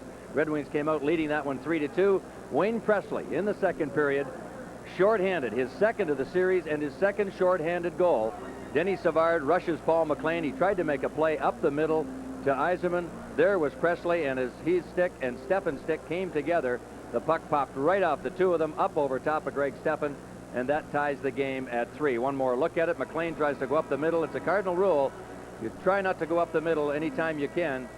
Ball turning around, being forced by Denny Savard of the Blackhawks. Didn't see number 17, Presley, and there you have it. Presley's second. As I said, his second shorthanded goal of the series. He got one earlier in the series here at Joe Louis Arena in the second game, which the Hawks won 3-2. And that tied the score. Shots on goal, 12-9 Detroit in the second period, and 21-19 for Chicago overall. So a game that comes down to one period for the Red Wings. They must win this hockey game. The next 20 minutes is all she wrote. So they've got to come out on top by 1. We may have overtime. Hang in and see this one. Right now, in our second intermission, we'll go to Coach's Corner, and tonight, making the 3-on-2 work effectively. Coach's Clinic with Jacques Demers, brought to you by Weingarts, Michigan's largest outdoor power equipment dealer since 1945. This week on Coach's Clinic, we're going to talk about offense. Very important to make a 3-on-2 work very well for you. In this case, we're going to have the 2 defensemen take the wide guys. The wide guy is going to definitely go to the net, and the centerman is going to stop in a high slot. Immediately as he stops, he takes a shot. The 2 wingers go into the net, possibly a lot of people in front of the net, a good screen shot. As we go right now, the 2 wingers go wide. Centerman's carrying the puck. Make sure the centerman carries the puck over the blue line. Wingers go for the net. Good shot, one-on-one with the goaltender. In that case, the goaltender's got to come out and challenge the shooter. The guy hits the net, has a good chance to score a goal. But wingers, go to the net. Create some offense for yourself. You never know. The puck could hit you on the leg, could hit you anywhere. You could get the goal if you go for the net. It's not always the guy who shoots that gets the goal. Coach's Clinic with Jacques Demers has been brought to you by Weingarts in Utica. We service what we sell. You're watching first-round Stanley Cup playoff action between the Detroit Red Wings and the Chicago Blackhawks on WKBD TV 50, your place for sports. As we get ready to zoom in on the third period, if you've been involved in sports, maybe on the junior high or high school level, or maybe in the collegiate level, or even on the pro level, you say you don't win games with your mouth. But just past our set, cement blocks, about, 2 feet thick. And there was a lot of talking going on in the Blackhawk locker room. A very emotional group as they moved on the ice for the third period, and they're trying to go for the kill right now. Well, we'll find out what develops. Let's move back upstairs. Thank you, Ray. Just about ready to start the third period here, and the Red Wings on the power play. They have just about the full 2 minutes. Minute 53 right now left in Troy Murray's penalty. They came for tripping. Manson plays it off the board, but it's held in by Oates. Cleared back out by the Hawks. Here they come, 3-on-2. Dirk Graham fakes, tries to cut in, and the Wings should have an advantage the other way. Yzerman across the line, fakes the shot. Now to Klima, didn't get through. Taken by Oates. He tries to slide it in front. Up the boards, Dirk Graham able to clear.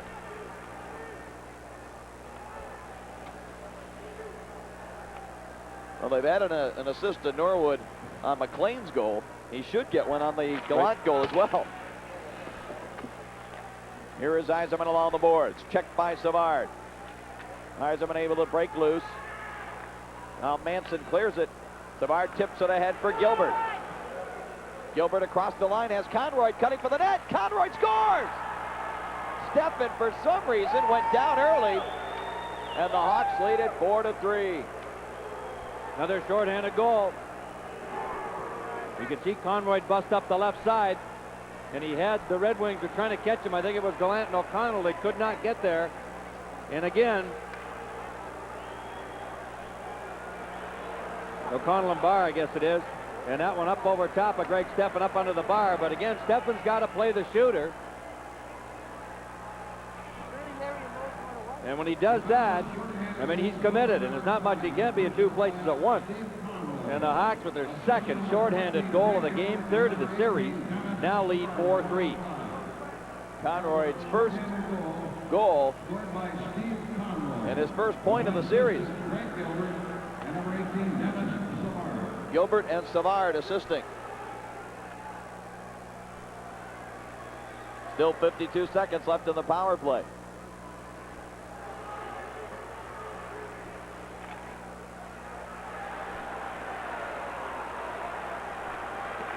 John Burr lifts it up into the Chicago zone. Trent Yanni back to get it. He's able to clear.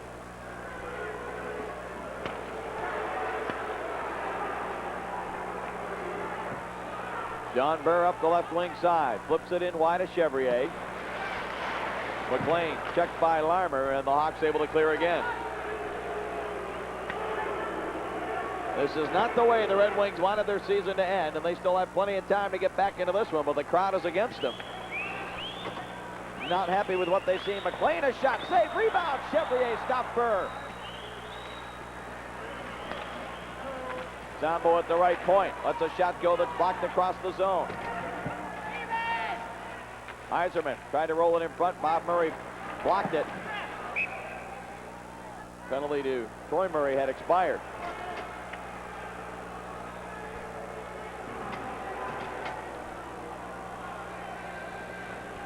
Yeah, it's just tougher playing from behind than it is ahead or tied.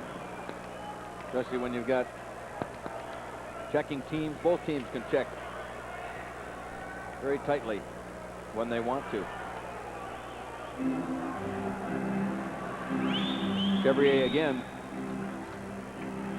Coming up big when he has to. McLean, his first shot. Burr, the rebound.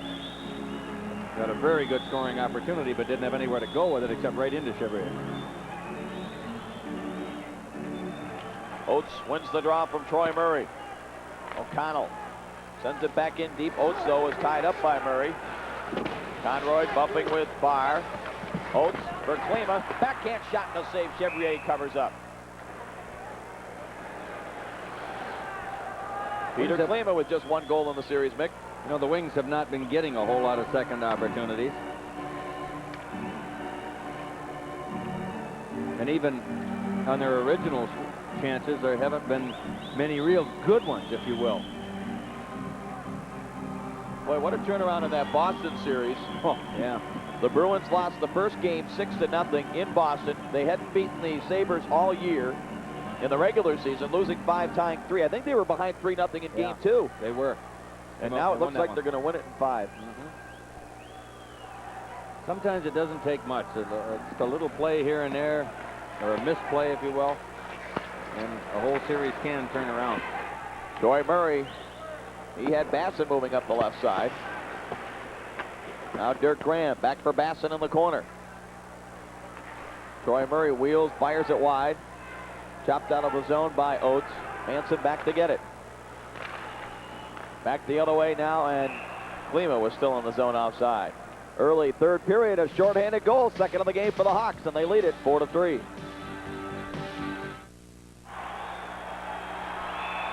Back live, 4-3. Chicago leads it. Fans are trying to pump up the Red Wings to get them going and get back into this thing. A very quiet building here throughout the second period. Zombo out of his own zone now for Adam Graves. Drives it off the glass in behind Chevrier. Bob Murray played it up the boards. Held in at the line by O'Connell. Graves trying to break loose. Couldn't do it. Dwayne Sutter sends it back for Creighton. Adam Creighton across the line. Cuts in behind the net. Rolls it right through the goal mouth there. Here's Presley now. Centering, intercepted by Shabbat. Shabbat tries to beat it to Graves, cutting in. Graves a shot. Chevrier the save. Tough angle.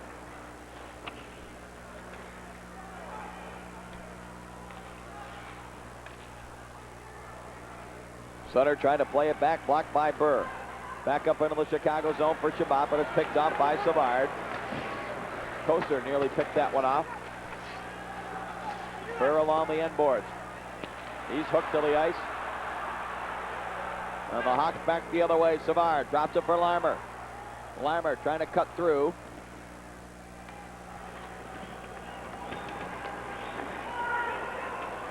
John Burr sends it across the Detroit zone. Eiserman was checked closely by Savard. Hawks take over. It comes back. Savard at center ice. Just dumps it in as Chicago looks for a line change. Troy Murray stole it, but he was outside the line and brought it in offside. 15:35 remaining in the third period. The Red Wings hope not in the season. They need to win this one, as we've said several times, to send it to Chicago for Game 6 Thursday night, a game we would have for you here on TV 50 beginning at 8:30.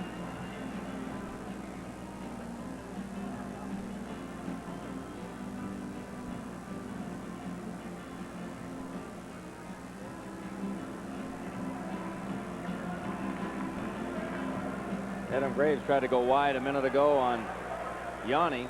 Just wheeled around and stuffed it in front. Chevrier pretty solid positionally.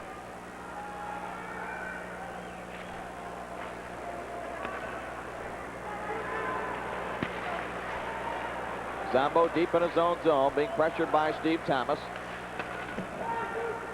Here's McLean all the way to center ice. Just missed Gallant with that.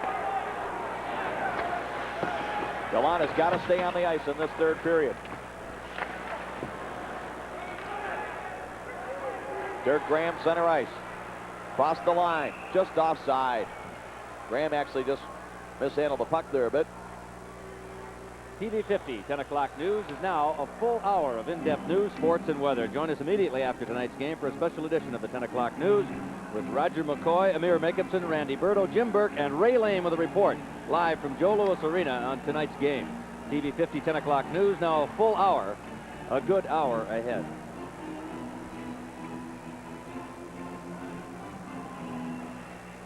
Eiserman, Gallant, and McLean. The line that carried the Wings most of this season reunited here now in the third period. And a whistle there for a face-off near the Detroit line. Mick, this trio broke all Detroit scoring records, breaking the records of Howe, Delvecchio, Mahavlich.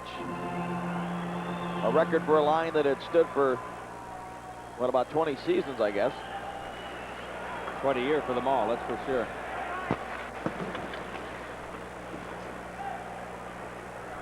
Eiserman clears the zone. Zombo plays it ahead. Gallant across the line. Sends it toward the side of the net. Chevrier covers up. And again, tempers get short.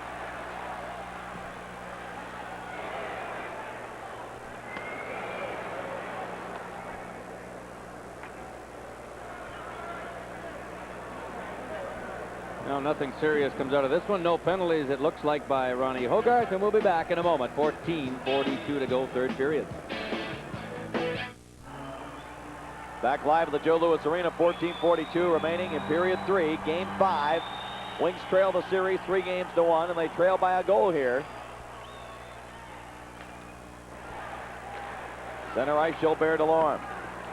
Sends it back in behind Chevrier. It's recovered by Conroy. And the Hawks set up.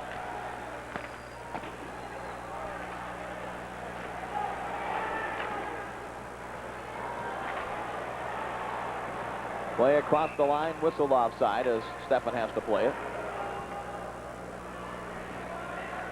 Still quite a bit of chippiness going on down there, but these two teams played some very physical games during the season, especially the one I remember distinctly around Christmas time in Chicago. It was about the 22nd of December. Basson takes a run at Norwood. exchange pleasantries, and away they go. Jack Demers has gone to the Final Four the last 3 years in a row, back in '86 with St. Louis, when they came within a goal of getting to the finals, losing in Game 7 to Calgary 2-1, and of course the last 2 years with the Red Wings in '87 and '88, both times against Edmonton. With that streak at a risk of coming to an end, Gallant with a hit on Manson. It goes to Zombo. Over the top of the net. Look at McLean. He tried to bank it in off of Chevrier. Sure did. It was down on the ice. Not a bad play. That's the way the Wings have to forecheck. Gallant with a crunching hit on Big Manson. That's what set this whole thing up. Here it comes right here. Boom. He leveled him with that one. Those two have been thorns in each other's side the whole series, been after each other. And McLean just tried to put it underneath Chevrier and hope for the right deflection back into the net. Didn't get it. Oates and Troy Murray on the faceoff. 6 minutes gone by here in the third period.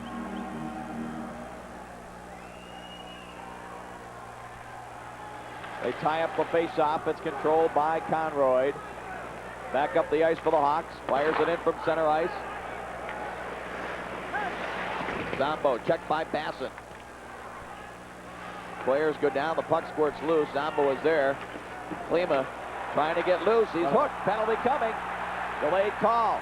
Far into the zone. Fakes the shot and had it knocked away. Well, the Red Wing power play has been their downfall. Here's yet another chance to redeem themselves. They trail by 1, 13.5 remaining.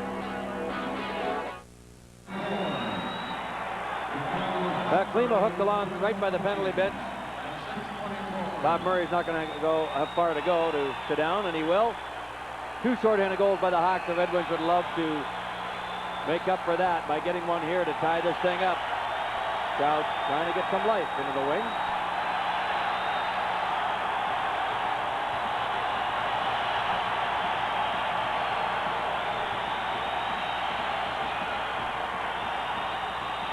Hawks win the faceoff and they clear it off of Norwood. Oates moves it to Barr. Quickly to Yzerman. Cross the line. It goes to Klima. Pass in front was blocked. Klima behind the net to the corner. Manson rides him off the puck, but Barr is there. Barr kicks it loose for Klima. Gets it out in front. Troy Murray to the line, held in by Oates. Klima in the corner. Lets the shot go. It was blocked. All right, just move out another foot to the center of the ice. We get some room. Troy Murray clears it around, held in by Oates. Look at that thing bouncing poorly for the Red Wings. They can't get a break with that bounce. Pass goes to Oates. Klima scores! Tie hockey game. Nice play there.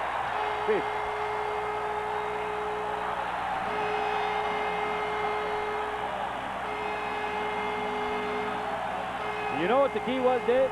Bang, bang, bang. They made the play quickly, and they get a goal. Oates starts it out. Klima circles. It's Yzerman to the far point. To Oates, and he hits Klima perfectly. He just slammed it in. But they made the play quickly, both of them. Yzerman to Oates very quickly, and right away he just spotted Klima right there before Chevrier. See, he's still going the other way when the puck's coming back across to Klima. And we're tied. Power play goal, Red Wings, and the fans now are on their feet.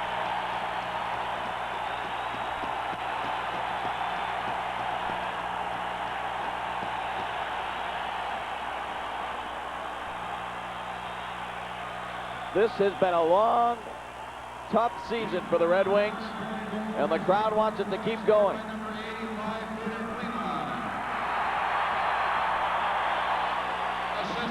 Pass ahead for Shabbat was blocked.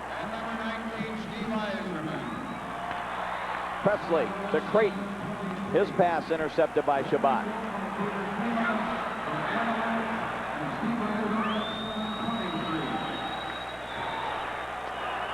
Chevrier to the corner. Shabbat couldn't handle it cleanly.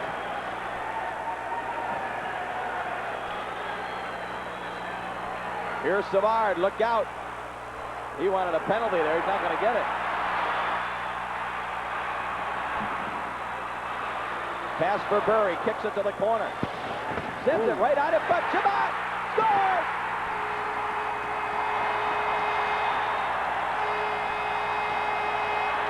And Savard goes after Bogart on the non-call.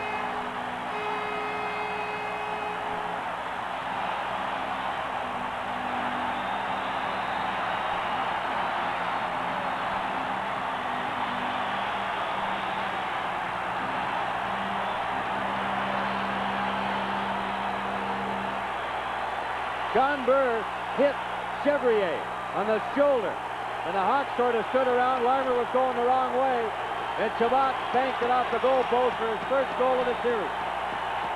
But Burr had nowhere to go with it. He just drilled it off of Chevrier, up around the shoulder and the side of the mask. Here's the call Savard's looking to get. He was jumping himself. Here comes Gallant with a drive. He just missed it wide. Dirk Graham. His shot kicked out by Steffen.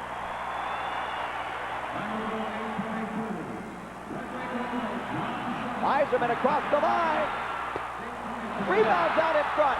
Bob Murray just saved a goal. Troy Murray across the line. Dirk Graham's pass did not get through. Here comes Eiserman again. Got Gallant trailing. Third man. Eiserman's in. Save. Rebounds behind the net. Gallant with a steal. Zombo. Save.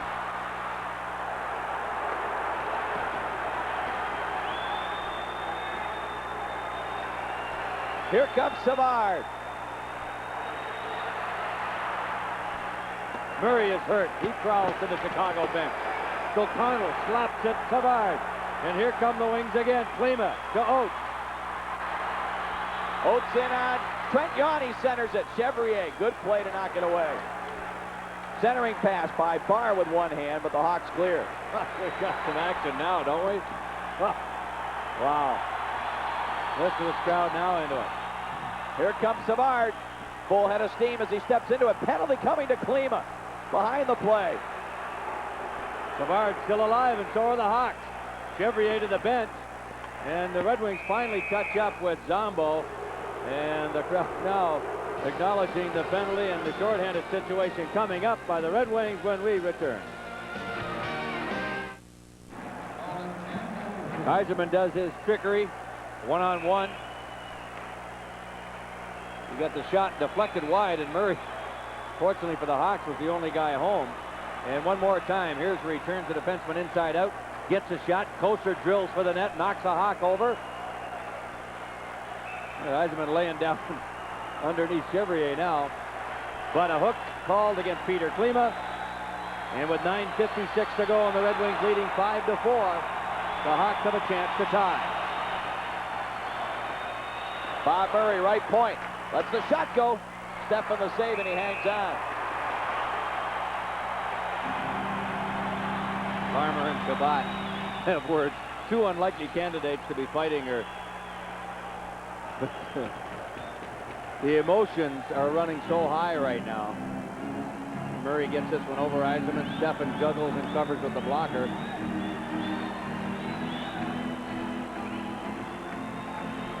Troy Murray, you read the words of Mike Keenan. You're up next, he said.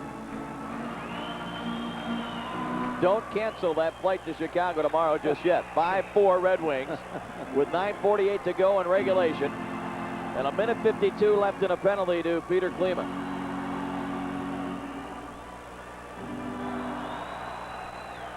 Burr able to clear.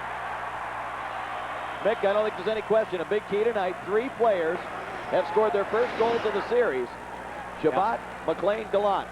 Well, you know, the Hawks have been getting those kind of goals from people as well. Sutter. Tonight, Conroy. And those are the kind of people that win you series. Your stars should be stars day in and day out. the foot shoulder. Here's Larmer. He's looking for Creighton for that mismatch. Bad pass right there. He got away with it. Need a lacrosse stick to catch that one. Here's Larmer. He's looking in deep for Creighton or out to the line for Bob Murray. You can give him the line, but don't let him give you the mismatch down low. He's looking for it. He doesn't want to go to the point. Now it goes to Manson at the left point. Now Savard, they'll try it on the other side. The guy they got to have handle a puck, too. Pass in front was blocked by Norwood going down. Squirts out along the boards to Savard. Savard broken up by Bird, still loose, but cleared, and Shabbat got it out of there. Uh-oh. Norwood's gone, I believe. Or both of them. Who is it? Big Creighton. He's been down in front, and those two are muscling each other. They're both going to go, and Creighton is incensed at Hogarth. That son of a gun has been just a tower of strength, and I don't mean jokingly a tower. Adam Creighton, 6'5", but 215 pounds, and he has really played his heart out for the Hawks and been very effective. He got his 4th goal tonight, Creighton? Yes. So 48 seconds left in the Klima penalty. And Creighton and Norwood adjourn to the penalty box for a bit of a rest.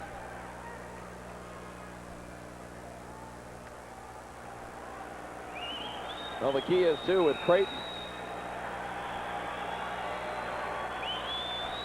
His 4th goal of the series, his 3rd power play goal. He's done the damage with the man advantage.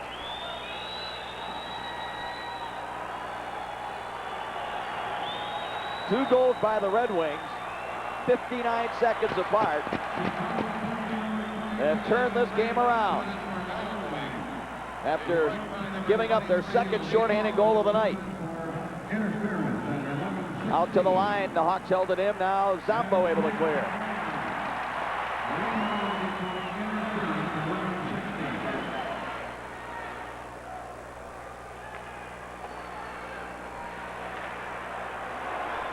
Steve Thomas back at center ice. Drives it in behind Steffen. Out to the left point, Manson. Now to Bob Murray. Lets the shot go. And it's cleared by Yzerman.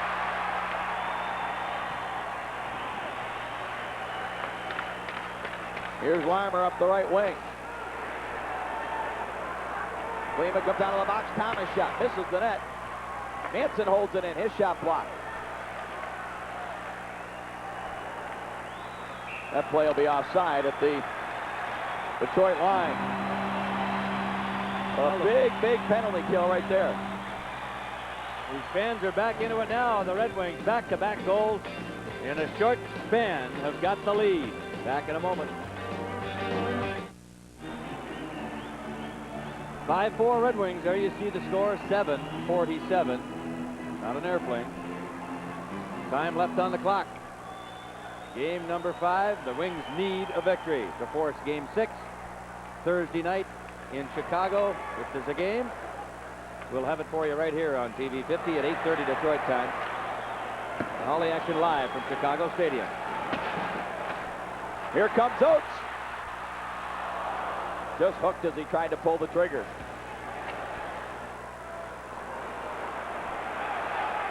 Zombo has to go back to recover. Dangerous pass off the boards, held in by Yanni.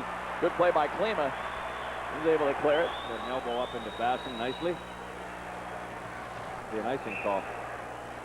Basson is a boisterous little guy, boy. He's not heavy, but he loves to throw his weight around, and he's not afraid to be physical at all. This time, Mr. Klima got the elbow up before Basson could get to him. Tomorrow night, we've added a game to our sports schedule here on TV 50, and what a game it is. The Pistons and the Cleveland Cavaliers, 7:30. Pistons are back in first place. The Cavs refuse to quit. Join George Blaha and Dick Motta for all the action between the Pistons and the Cavs tomorrow night, 7:30, right here on WKBD TV 50, your place for sports. Boy, it certainly is your place for sports. We started with Game 1 of this series last Wednesday night. We've had live sports every night now for a solid week.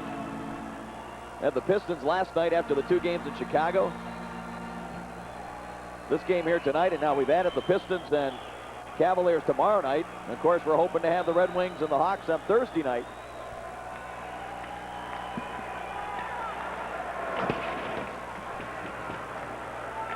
John Chabot, whose goal right now is the difference, plays it ahead for Sean Burr. It goes to the corner. Wings have to keep the forechecking up. Barr's pass was picked off by Dwayne Sutter. Sutter from center ice. Steffen had to move to make that save. Centering pass. Steffen will cover. No whistle.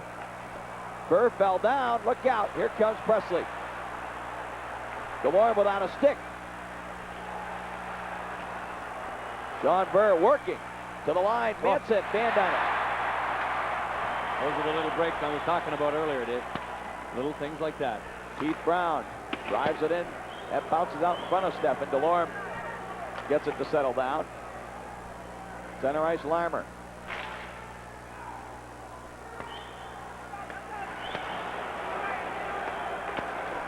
Robertson able to clear. Race for the puck. Yzerman. Behind the play, Robertson and Gilbert. They get up, no penalties fall. Here comes Savard. He's on the move. Good play by Nell. He's gone. Yzerman's tired. Can he get there? Checked at the last moment by Yanni. A great defensive play by Yanni. But Yzerman just did not have the steam to get there in front of Trent Yanni. And the puck just dribbled off his stick to the right of Chevrier, and the net dislodged by number 8, Yanni, the defenseman, as he lunged at the last second. 3 Detroit players converged on Savard and stole it from him at the Red Wing blue line. Yzerman's chugging away, and he look at that check right there. It was on the net, though, and Chevrier had to steer it aside, but a good job by Trent Yanni to save the day for the Hawks. If Yzerman scores there, you can lock it out. Yzerman again played a lot of hockey, and sometimes, boy, when you're out there and your legs get tired, your thighs feel like a couple of chunks of cement. You just, although the legs are moving, there's just no strength left in them sometimes. And well, Steve Yzerman played a lot of hockey in the last 7 months. Draw to Gallant, quick shot. Ooh, that was knocked down in front. It was a replay of Gallant's goal almost. That's the way he's got to shoot the puck.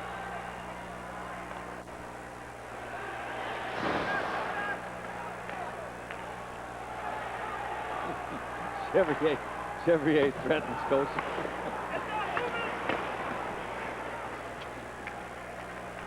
Koster along the boards. Thomas held it in. Thomas to the corner, rolls it in front. It's shot back toward the net, ends up high off the glass.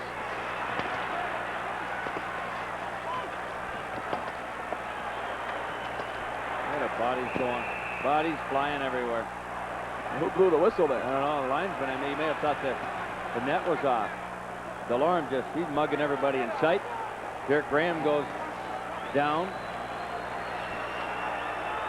4:58 to go, and we got things settled down upstairs. Ray, how you making out down there? Well, partner, we're trying to settle down, but St. Louis is preventing that against Minnesota. 4-1 third period. The Blues so far have broken it wide open in the third. Boston still leading in this game, 3-1 over Buffalo, trying to knock off Buffalo from the series in the third period. Still playing it close at Washington, Philadelphia, and Washington 4-4 late in the second period. And out west, Calgary trying to move one up on Vancouver, leading 1-0 in the first period. Back upstairs. Okay, Raymond. 4:58 to go here. 5-4 Red Wings. What a crazy hockey game. I don't know how long we've been at it now, but probably got to be nigh on 3 hours. 20 after 10, so we're 10 minutes short of a 3-hour hockey game here. And the Brow is into his thing. Trying to get them fired up here in the stands. Nobody's left this building, I'll tell you right now. Face off to the corner, Zombo. Plays it up the boards, held in at the point. Shot was blocked by Oates, but the Hawks held it in. Presley. Good play by Zombo. Played well. Zombo has played a strong game tonight. Going to do an icing call? Yeah. He really has worked hard, because he works hard every night. Ricky Zombo. And they've needed it because the Hawks came to play, and right now they're going to try to tie it up when we return. 4:38 left. Back at Joe Louis Arena, part of the big crowd here that is right back into it. We remind you that TV 50, 104 WOMC Radio, and Uniglobe Travel are going to send 2 lucky winners and their guests to an away game in the second round. And we'll give you the address in just a moment. Creighton backhand shot was stopped and the rebound cleared by DeLorme. Shabbat dumps it through center ice. That address, just send a postcard to WOMC Radio, Detroit, Michigan 48220. There's a steal. Shabbat couldn't quite make the play with it, however. Hawks clear.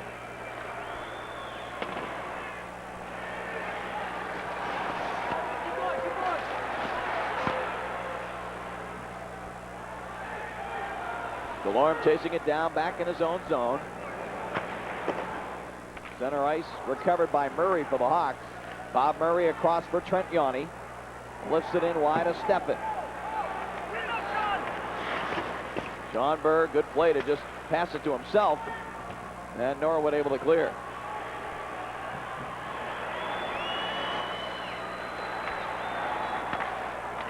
Bleimer goes cross ice with it. It could be icing. No, they let it go.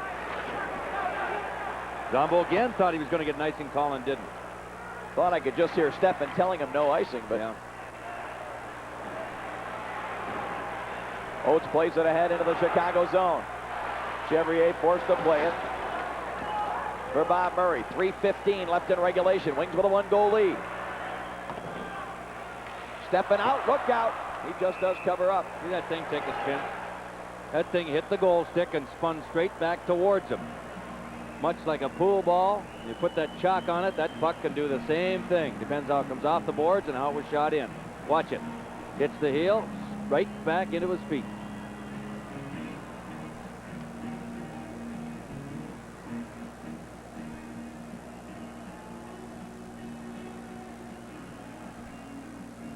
Jack Demers figuring they can win tonight and pull one out in Chicago and have a Game 7. Ray, you got something else for us? Yeah, I got a couple of scores for you. And coming here, Boston taking care of Buffalo 4-1. That eliminates Buffalo. And boy, Boston had a hard time during the regular season, but they turned it around in the playoffs. Back upstairs. Boy, Boston gave up the first 9 goals in that series. Lost game 1 6-0.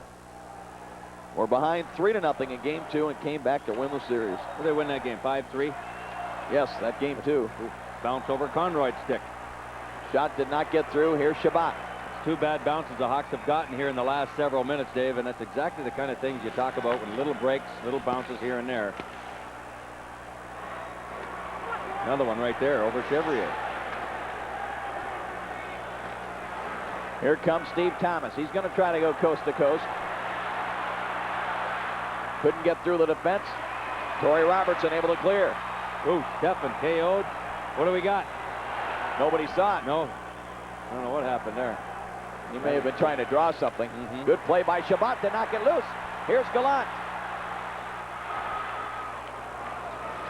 Chevrier rolls it to the corner. Creighton is there.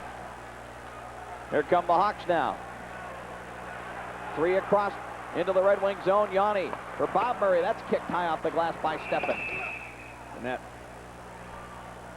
Steffen will complain to Hogarth about the dump on the rush by the Red Wings a few moments before. Time now a factor. 2:10 left in the third period. Mike Keenan has seen victory snapped out of his hands, at least so far, with 2:10 to go. Back-to-back goals by the Red Wings. 59 seconds. Peter Klima on a power play, and then John Shabbat, his first of the series from Burr. 59 seconds later at 8:22 of the period. Red Wings, things were pretty quiet, pretty grave at that point, Dave. This crowd was quiet. The Wings just didn't seem to have the life, but all of a sudden, bang, bang. They could be looking at a Game 6, and they'll say, hey, we'll just go in there and work hard and try to steal one. Jack Demers, you know, look for the same kind of effort they got in Game 4 in Chicago, even though they didn't win it. If they played as well, they certainly can't hang their heads no matter what happens. But they've got to hang on here. A little over 2 to go. Hawks trying to get the whistle for the faceoff to stay right there in the Detroit zone. Mike Keenan with Denny Savard and Adam Creighton out there. And Demers likewise with 2 centers, Shabbat and Burr. Actually 3 centers. Eiserman's out there as well. Yeah. quite a line. Here's Creighton in the corner. Bob Murray pinches in. Savard. Good Tipped away by DeLorme. Good play by DeLorme. Savard just one move too many. Here's Yzerman. He'll backhand it into the Chicago zone. We'll keep an eye on Chevrier. Minute 40 left in regulation. Trent Yanni. Stolen by Burr. Yanni back for Manson. Center ice for Dirk Graham. Burr got in the way of that. Steve Thomas. That's blocked by O'Connell. Boy, if the Wings can continue to take that center ice away. Oh, that should be icing. No, they wave it off. Norwood got there anyway.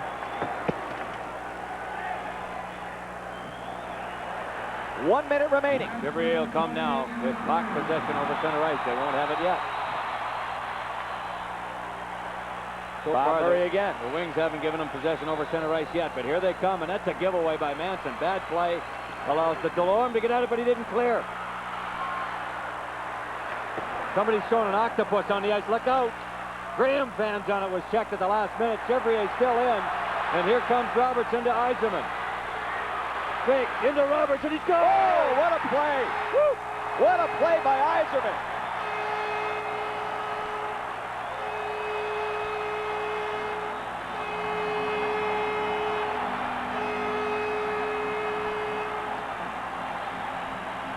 And that'll do it with the octopus on the ice. There's a couple of them down laying to the right of Greg Steffen. And Torrey Robertson gets his first of the playoffs. Chevrier couldn't get out of the net. The Wings gave the puck away 3 different times, and I'm not sure who checked Dirk Graham down to the right of Steffen, but what a big defensive play that was. And a look at the Red Wing goal. Yzerman, the little move, just left it for Robertson. Chevrier moved over just a hair, and Torrey drilled it up high to the right of the little goaltender, and that's all she wrote. This one's over with 31 seconds left. Here's a look at it from a low angle. Robertson taking the pass. See that little move by Chevrier over to his left? Left Torrey Robertson the room, and we have got Game 6 for you. Thursday night, 8:30 Detroit time, live from the Chicago Stadium. We'll have it all for you. Ray, Dave, and I, as Mike Keenan and Toby Cunningham, our executive producer, will be there. The whole crew. Mike Keenan saying, well, we gave it our best shot. That is the second career playoff goal for Torrey Robertson. His first in this series.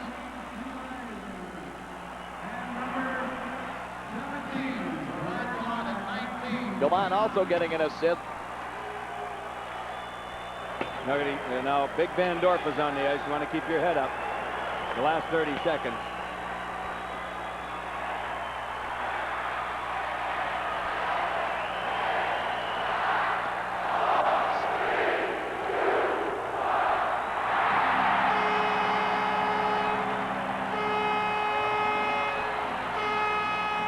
Also, McGill was out there. I don't know what Mike Keenan was thinking, but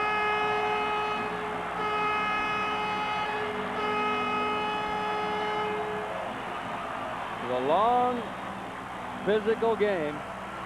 A game that at approximately 2 minutes into the third period, when Conroy scored the shorthanded goal to put Chicago up 4-3, I think a lot of people were thinking this is it and the season's going to be over, but it wasn't to be, as Klima and Shabbat score back-to-back goals 59 seconds apart, and Torrey Robertson finishes the Hawks off as inside a minute, and the Red Wings have got their bags packed and they'll head for Chicago for Game 6 Thursday night. We'll be back to wrap it all up for you right after this. A lot could be said about this game, and especially the comeback of the third period by the Red Wings, but coming to mind with the 8:22 mark, a fellow by the name of John Shabbat, who certainly had a low season during the regular season, not heard from this year. A year ago, he was one of the mainstays, but he comes through to break a 4-4 tie and gets the 5-4 go-ahead goal. But there are other stars, and to talk about those gentlemen, back upstairs. Well, one of the points we talked about during the broadcast, coming into the game, the Hawks had gotten their goals from 9 different players. The Red Wings had only 5 different players coming into this game, but 4 players tonight for the Red Wings scored their first goal, including the one we're going to look at here, scored by Torrey Robertson, set up by our player of the game, Steve Yzerman. Steve Yzerman once again dominates a hockey game with his constant work at both ends of the ice tonight. He ends up on the offensive board with a goal and 3 assists. That one is third with Robertson. Only 31 seconds left in the hockey game, and that was all she wrote for the Hawks tonight. But Yzerman again, the key player on the ice. I thought Savard played a great game for Chicago. I thought Zombo, Norwood played well for Detroit, but it should be a dandy Thursday night, David. Steve Yzerman with his goal and 3 assists is our Budweiser player of the game. Don't forget now to stay tuned immediately following for the TV 50 10 o'clock news up next.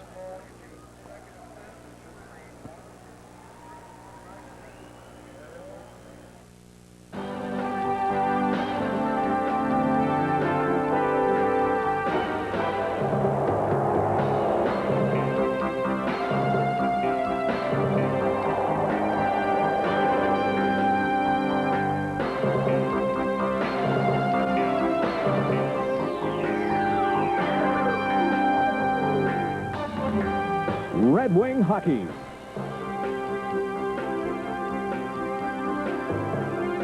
Has been brought to you by Budweiser. Beechwood aged for that clean, crisp taste. This Bud's for you. By Jeep. There's a feeling you can get only in a Jeep. By Little Caesars, where you always get 2 great pizzas at one low price with 200 Metro locations to serve you. By your neighborhood independent auto value store. And by the Michigan Lottery. Somebody's going to win. Why not you?